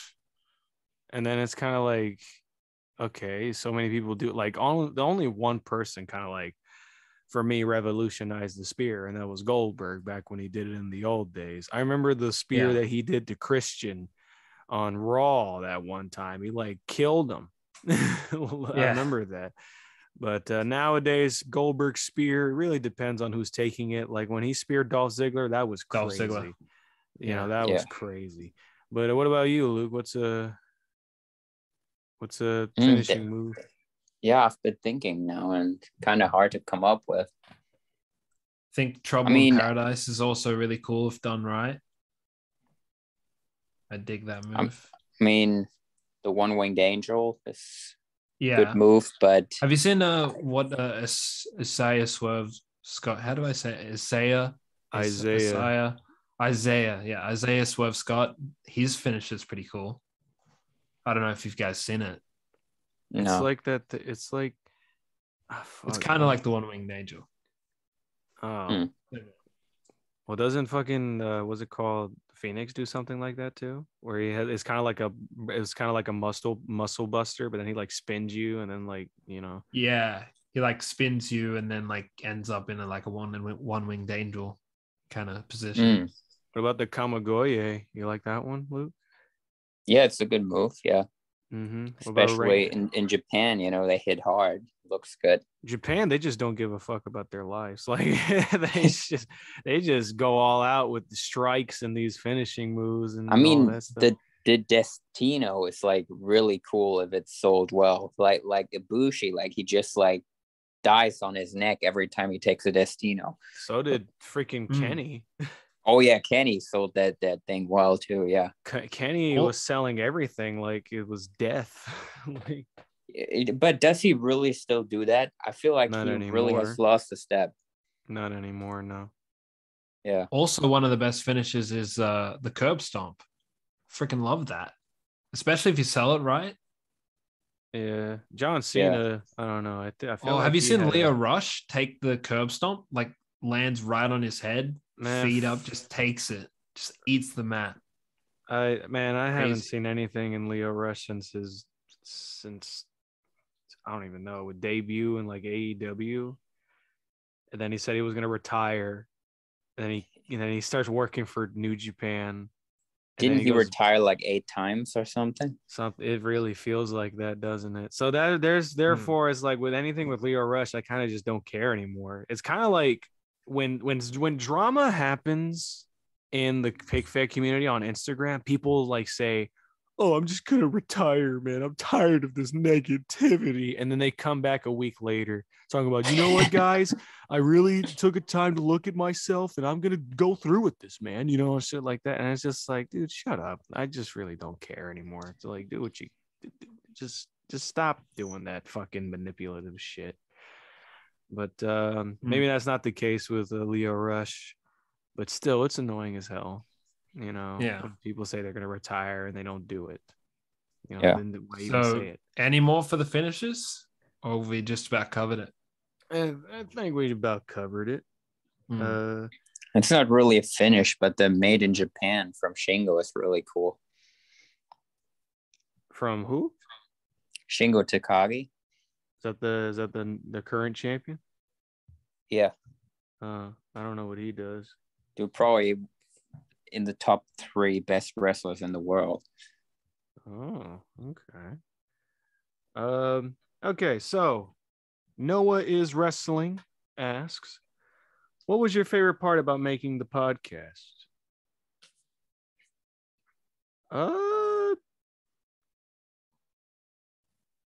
It's kind of hard to say because a lot of it was really just like, honestly, the best answer is just making the podcast. Like, it's just fun to like talk about this stuff.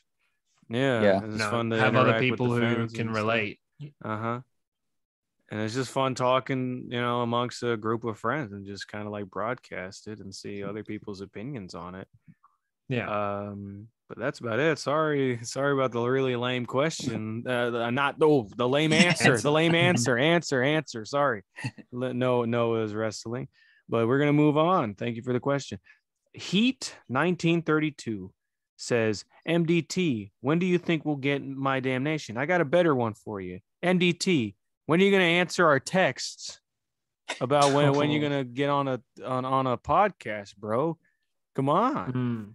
This is the last episode and we didn't have you on here, man. Yeah, this kind of communication, not that it's its fault, but like this kind of like trying to sort out everything, get everyone together. Yeah. It's part of the reason why it's like hard to do this. Yeah. And why it's coming to an end. The finale.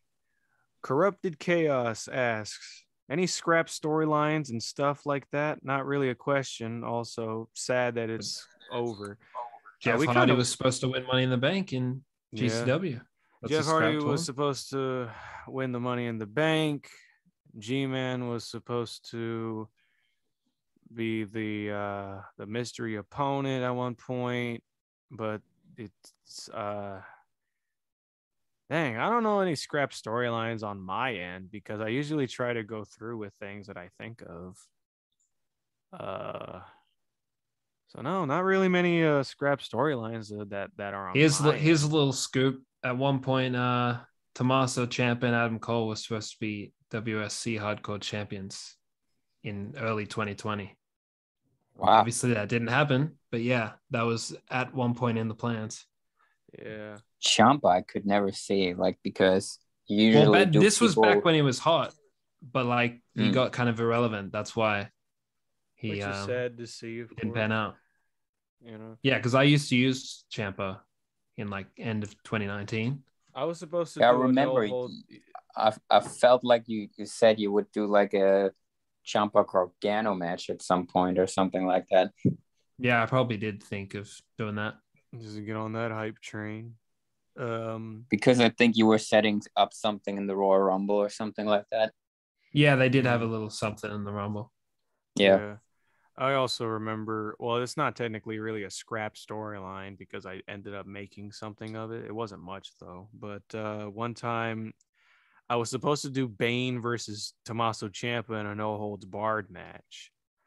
And I was building up to it, building up. And then my buddy Mike said, "Oh, I'll do it for you and I'll have it done by Maximum Carnage." So I sent him the figures, and surprisingly, he did make the match. But what happened was he sent them back. They got lost in the mail, and I was waiting on it to the point where I just had to say, "Screw it, I'm going to buy new figures."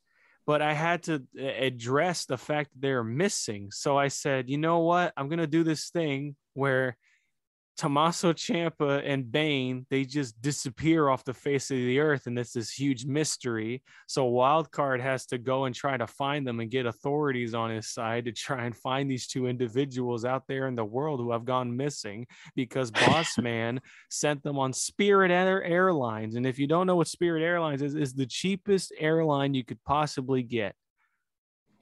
And so what happened was it broke down and it fell in the ocean, and Tommaso Ciampa and Bane got lost. And then once they were found again, they fought. And then that's it. Not really a scrap storyline, but it was like a little mishap that happened that wasn't supposed to happen. But as that, Mr. Controlled Chaos, thank you for that question. Now we have see, some of these names are cut off, but Ultimate Figure Posts, I think. I don't know if that's really the account, but he asks, what is a figure that you've seen at the store but didn't get it, and now you regret not getting it? A bunch of them, because when I was a kid, I used to buy basics instead of the elites because they were cheaper. So yeah, I regret missing out on a lot of good elites back in the day. For me, back in like 2010, 11. Yeah, for me, it's definitely not the Luchasaurus. I look at that and I see a lot of those in the retail now, and I just got to give it the daily middle finger just to remind that figure how trash it is. But other figures that I regret not getting, geez, I can't really say. I'm starting to regret not getting the Roman Reigns that came with like the extra like tribal chief head scan, but that's everywhere now where I'm at. So I can literally just stop by and just grab it. But then I'm like, do I really want to pay $15 to $20 just for a head scan?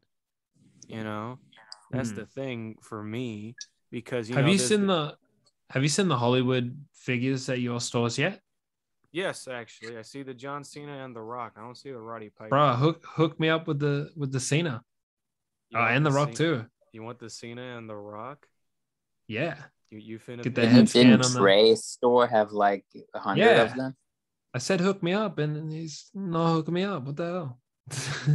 I mean, I'll hook you up as long as you pay hook for me up. Yeah, I'll pay for it. Sure. Okay, cool. I'll hook you up then. But nice. That's that. What about you, Lou? I don't know. I never really go to stores. When you were a kid? I mean, when I was a kid, it was in Germany, and they never had shit. So, you know, if they actually order online. Well, when did you start collecting? Oh, what age? I mean, collecting. I mean, I started off with Jax in like 2000. I got my first Jax figures for Christmas in probably 2008. And then when Mattel came out, I bought like a few in January, right when they came out in 2010. Yeah. And then with the Mattel, I just started to actually collect, because with Jax before, I always just had like one of each guy to play with. But with Mattel, then I wanted to, I think I started off buying all the Rey Mysterios, and then I just started buying everything. Yeah. But yeah, if in Germany I went to a store and there was actually something that I needed and that wasn't like a year old, like I would buy it. Is there any like figure online that like you could have gotten but like skipped out on, and then like you regret it?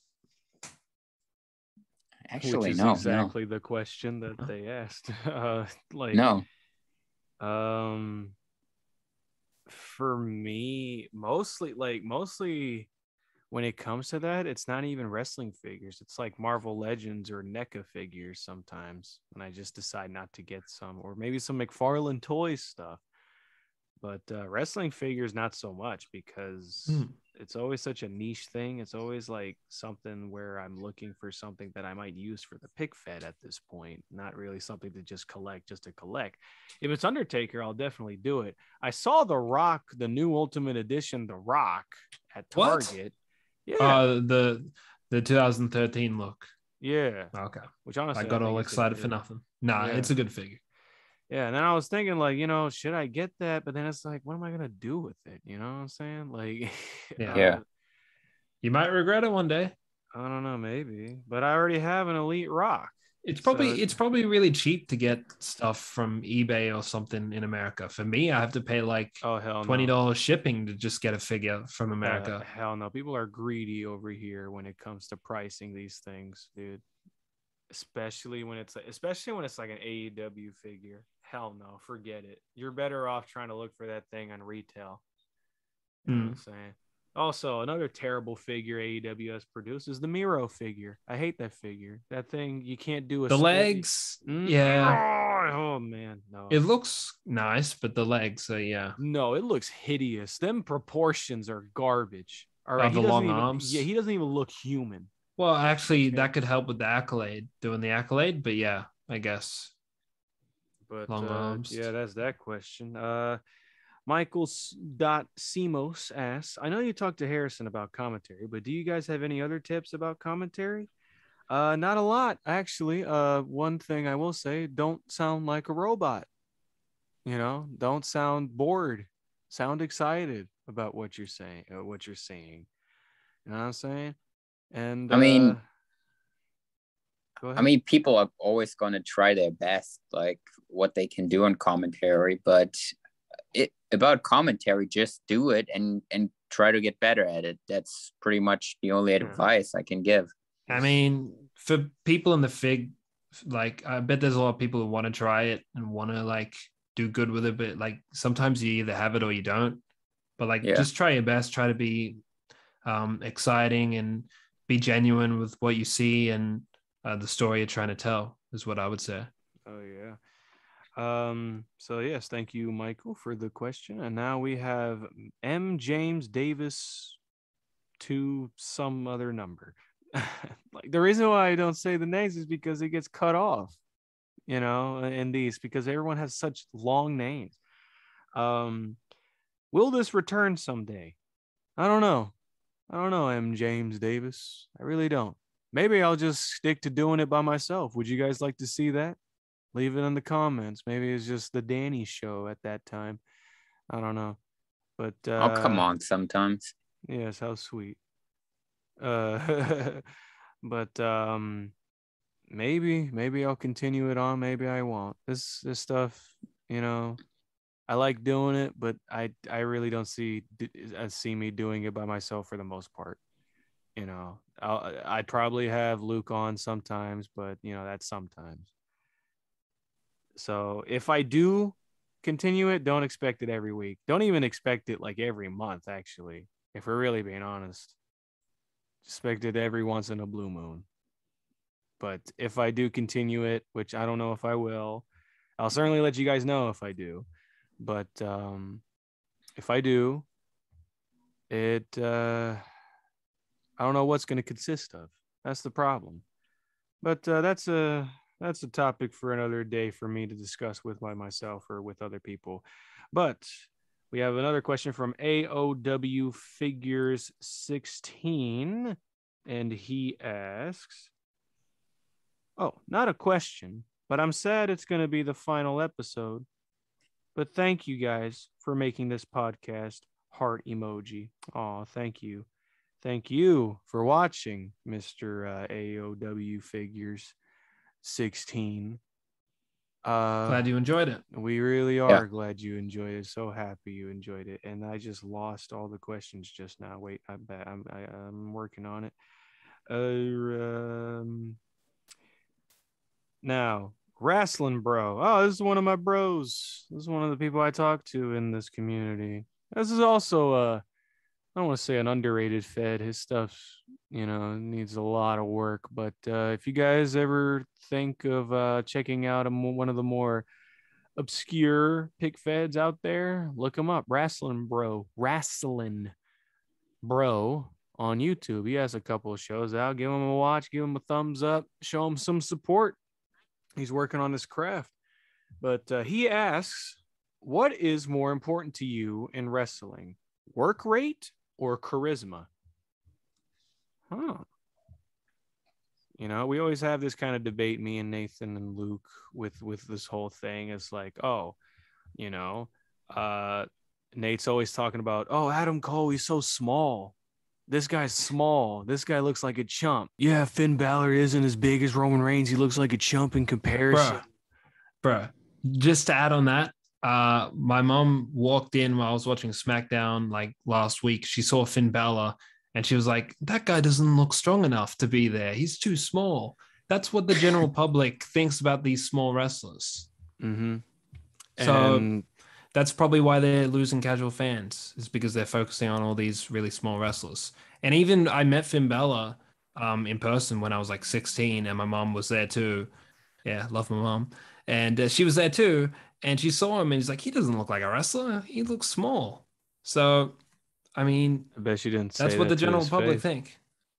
Yeah, no shit. But Like, I think she might. I honestly think she would. That'd be funny. That would have been a much more interesting story, honestly. Like he's ripped and he's jacked, but he's small. Like look, he was versing Mace on Raw, and he looked very small compared to him. Mace had to work. He had to like crouch down for him. So it's like this long heated debate on like what really makes a star. Like you can have someone like Adam Cole who makes brilliant matches, or someone like Johnny Gargano who makes like some of the best matches I've ever seen in my life, but then you put him up against a likes of like a John Cena, a Roman Reigns, a Hulk Hogan, and it's like night and day. Yes.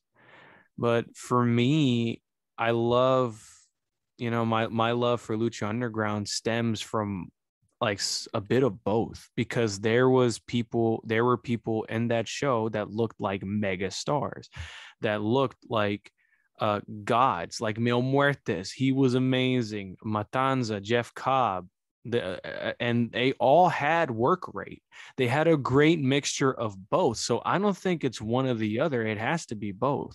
But a lot of the time, people with great work rate, don't have the charisma. Like take a look at Ricochet. Yeah, they're trying to compensate.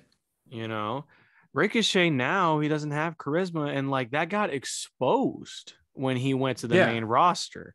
When he was in NXT, it was different because they made him feel like a big thing, because the big thing over there were the matches, or the match quality and stuff. That was someone gets it. Yeah. I mean, I don't agree with them like completely destroying him against Lesnar.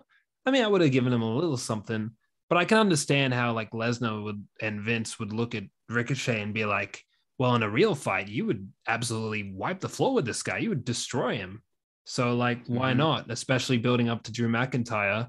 Ricochet's kind of an afterthought in that whole situation. So yeah, I mean, like I don't personally sign off on that, but I could understand the logic behind it. yeah, but like Luke, you watch New Japan. Like what is more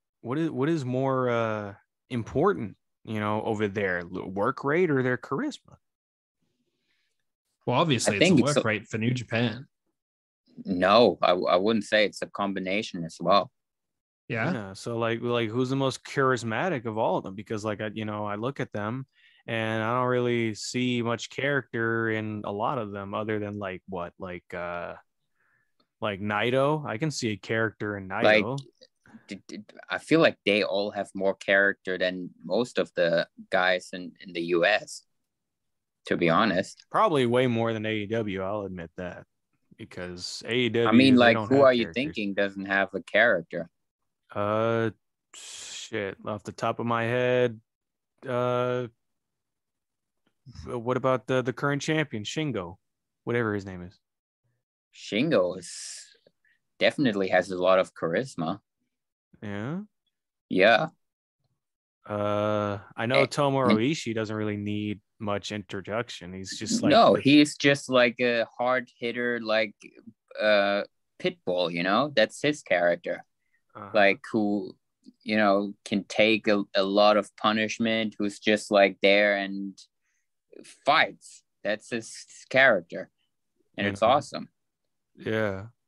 So like in comparison to New Japan, like honestly, this shit's just making me just want to just get the New Japan World thing. Do they have like translated commentary, whatever?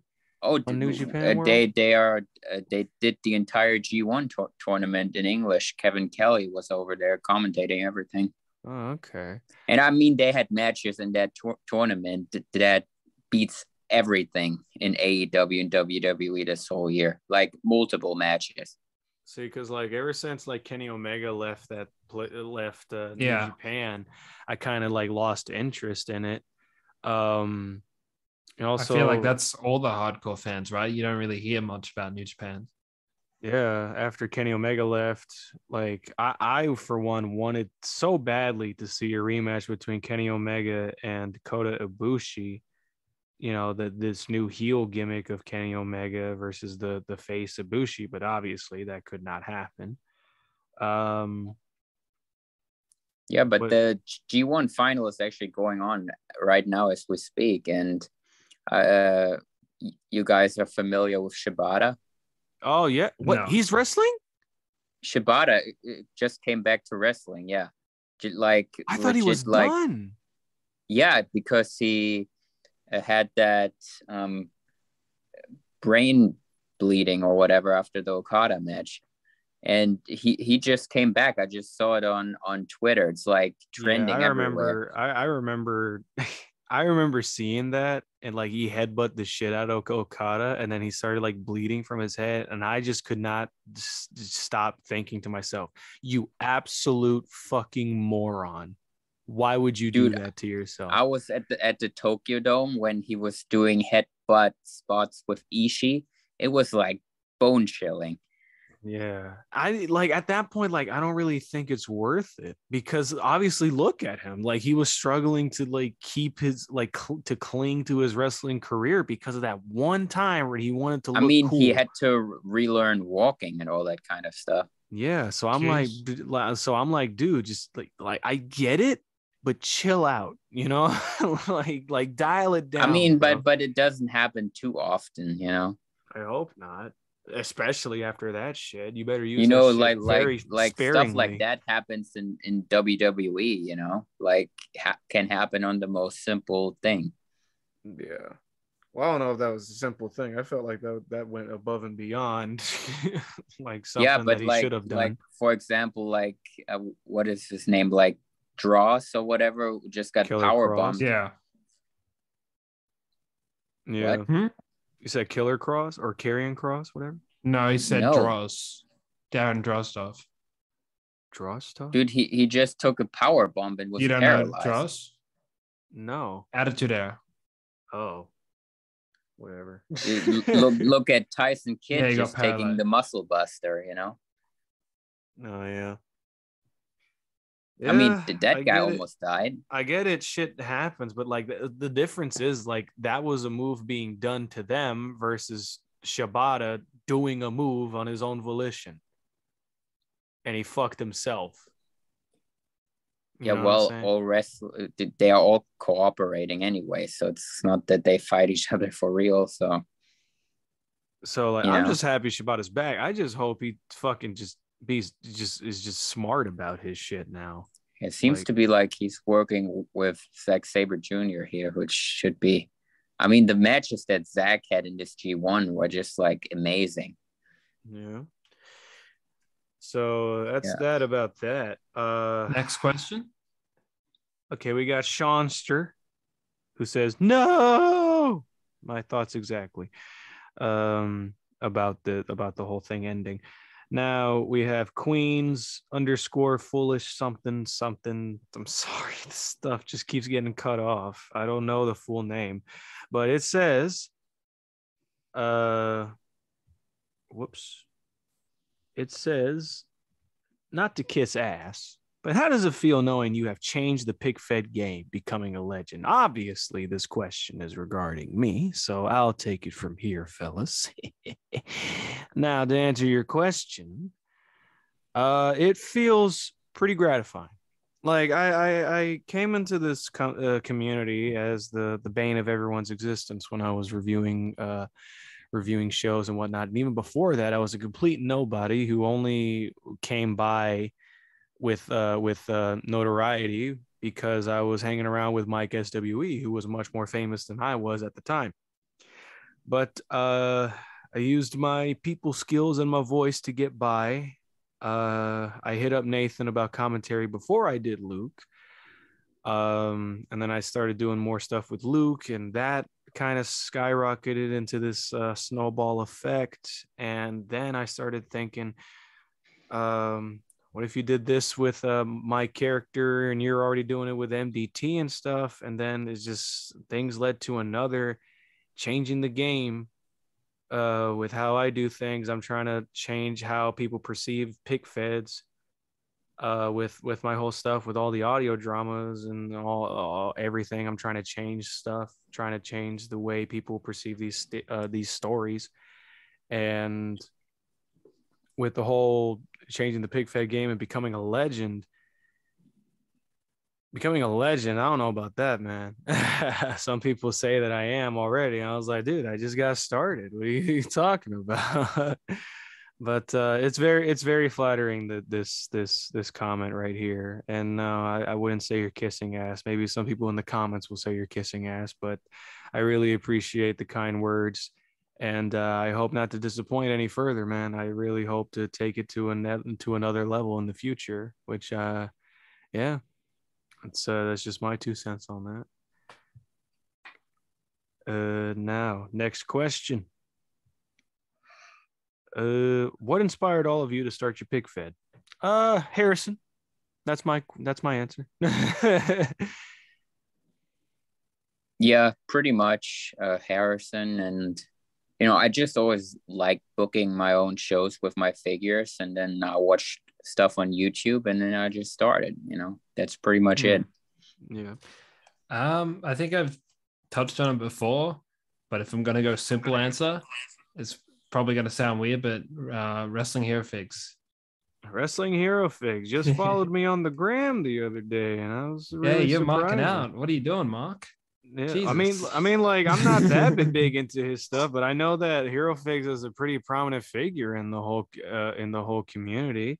So I was like, wow, and it was really unexpected because I never mentioned the guy like on my stories or like mentioned being, hoping that he would follow me or whatnot. But the fact that he just went out of his way to do that was kind of like cool to me. I didn't know for what reason. Maybe he watches my stuff. Maybe he watches this podcast. I don't think so. Hit him. Yeah, I think he's too busy for that. But hit him up in the DMs. Talk to him a little bit. It's cool. Yeah. Okay. Here we have a question from the good DLH Wrestling, and they asked, "What was your favorite moment from the podcast? Also, love the show." Well, thank you. my favorite moment was the renaissance of Magic Marvin, of course. And other than that, getting to talk one-on-one with my hero, my god of Pic Fed, Harrison. All right. If I'm a mark for anybody, it's Harrison. You should know that above all else. But that was definitely my favorite moment in this whole thing. I think the Magic Marvin thing was memorable, and I think the Trey interview was pretty cool. I think that was probably my favorite. And just talking about like Pic Fed and Vid Fed and like the tips and whatnot, I think that was the best part for me. All right. What about you, Luke? Yeah, I don't really know like moments. Like I never know like, oh, what was your favorite moment? I don't really think like that. It just was fun overall. Yeah. Yes, sir. Just say Magic Marvin and let's move on. Okay. Here's one by Brett's Fetty. Face reveal? No. Next question. Heated WWE Figures asked. Oh, they asked two questions actually. Why is it the last episode? We already answered that. And what videos do you want to delete? Delete? I don't know about that. I don't think it's a very healthy thing to just delete your videos. You know what I'm saying? It kind of just shows growth. You know what I'm saying? Well, there was one time where I went out of my way to delete some old videos of me singing as a child in middle school. Those were my first videos I ever made on YouTube, which you'll never find because I deleted them. But I deleted those probably because I got made fun of them. I got made fun of for them. Which, don't let people fucking get you down because of something you like to do. That was my mistake. Don't make the same mistake, people. Do what you love to do. Be yourself. Do all that shit. You know? I don't think there's anything I would delete. How about you, Luke? I was just thinking about deleting a bunch of like old shit because I thought maybe it would help in the algorithm. Like, let's say someone gets my channel recommended and they get like an old video. Like, I feel like it would have been better if it's speaking like, German.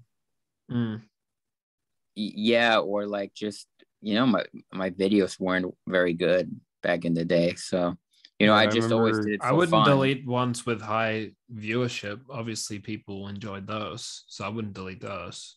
Yeah, I remember, but I'll probably not do it. I remember one morning I was like looking on your channel and I was curious, like, like how were his old videos, like one of his, like his first video, and then I saw your first video and it had like an English title, but you were just straight up speaking German the whole thing, and I realized you don't say it as Gennady, it's Gennady, right? Gennady 97, yeah. Where does that come from? Is that your name?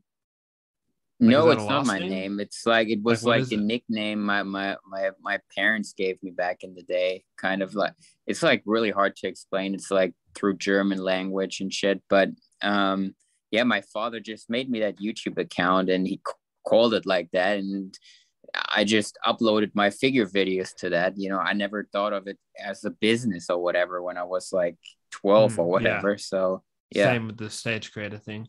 But what does Gennady mean? It's like the word doesn't mean anything. It's just like more of a nickname thing. It's like really hard to explain. Like it's probably is it like, where does that come from? Like, is it like when you're inspired by? It's like it's like really hard to explain. Is it like when you go up to your dog and you just start saying gibberish? Like just start saying like like, is it like that? Kind of, yeah. It's too hard to explain through the languages. It's like kind of hard to, I was thinking about explaining it before on YouTube, but it's just like, it doesn't really make sense. It's just a weird random nickname that doesn't mean much. Yeah. And my father just like put that in as my account name and that's it. And and then I started uploading, and then my channel started gaining some traction, and then like I was Gennady. That's pretty much it, because Americans, like they obviously didn't know how to pronounce it. Yeah, So like I was always pronouncing it, Gennady, and I thought that's how you would pronounce it. And then I looked at your yeah, first video, and it's like blah blah blah Gennady. I was like, oh shit, it's like Gennady. that, And I was like, oh, like out of respect, I kind of want to just keep saying Gennady. It's like out of respect for like the language or whatever, even though that might be a bit of a try hard thing to do. yeah. I don't give a shit really. Yeah. All right, so this was the last question. The final question. The final question for Talking Feds, and it is by WWB Stop Motion, blah blah blah. Is that the guy we talked about? Probably. WWB? Probably. Cool. Least favorite thing about doing Pic Feds? The audio. That's me. It's hard. That's the least favorite. Getting off thing. your It's ass and doing it. You know what I'm Yeah, saying? that's the Yeah. just finding the willpower to get off the bed or get off of YouTube, do whatever it is, stop doing whatever it is you're doing in the meantime and just get to filming. That's the real hard part for me. And also the audio, trying to synchronize all the sound effects and such.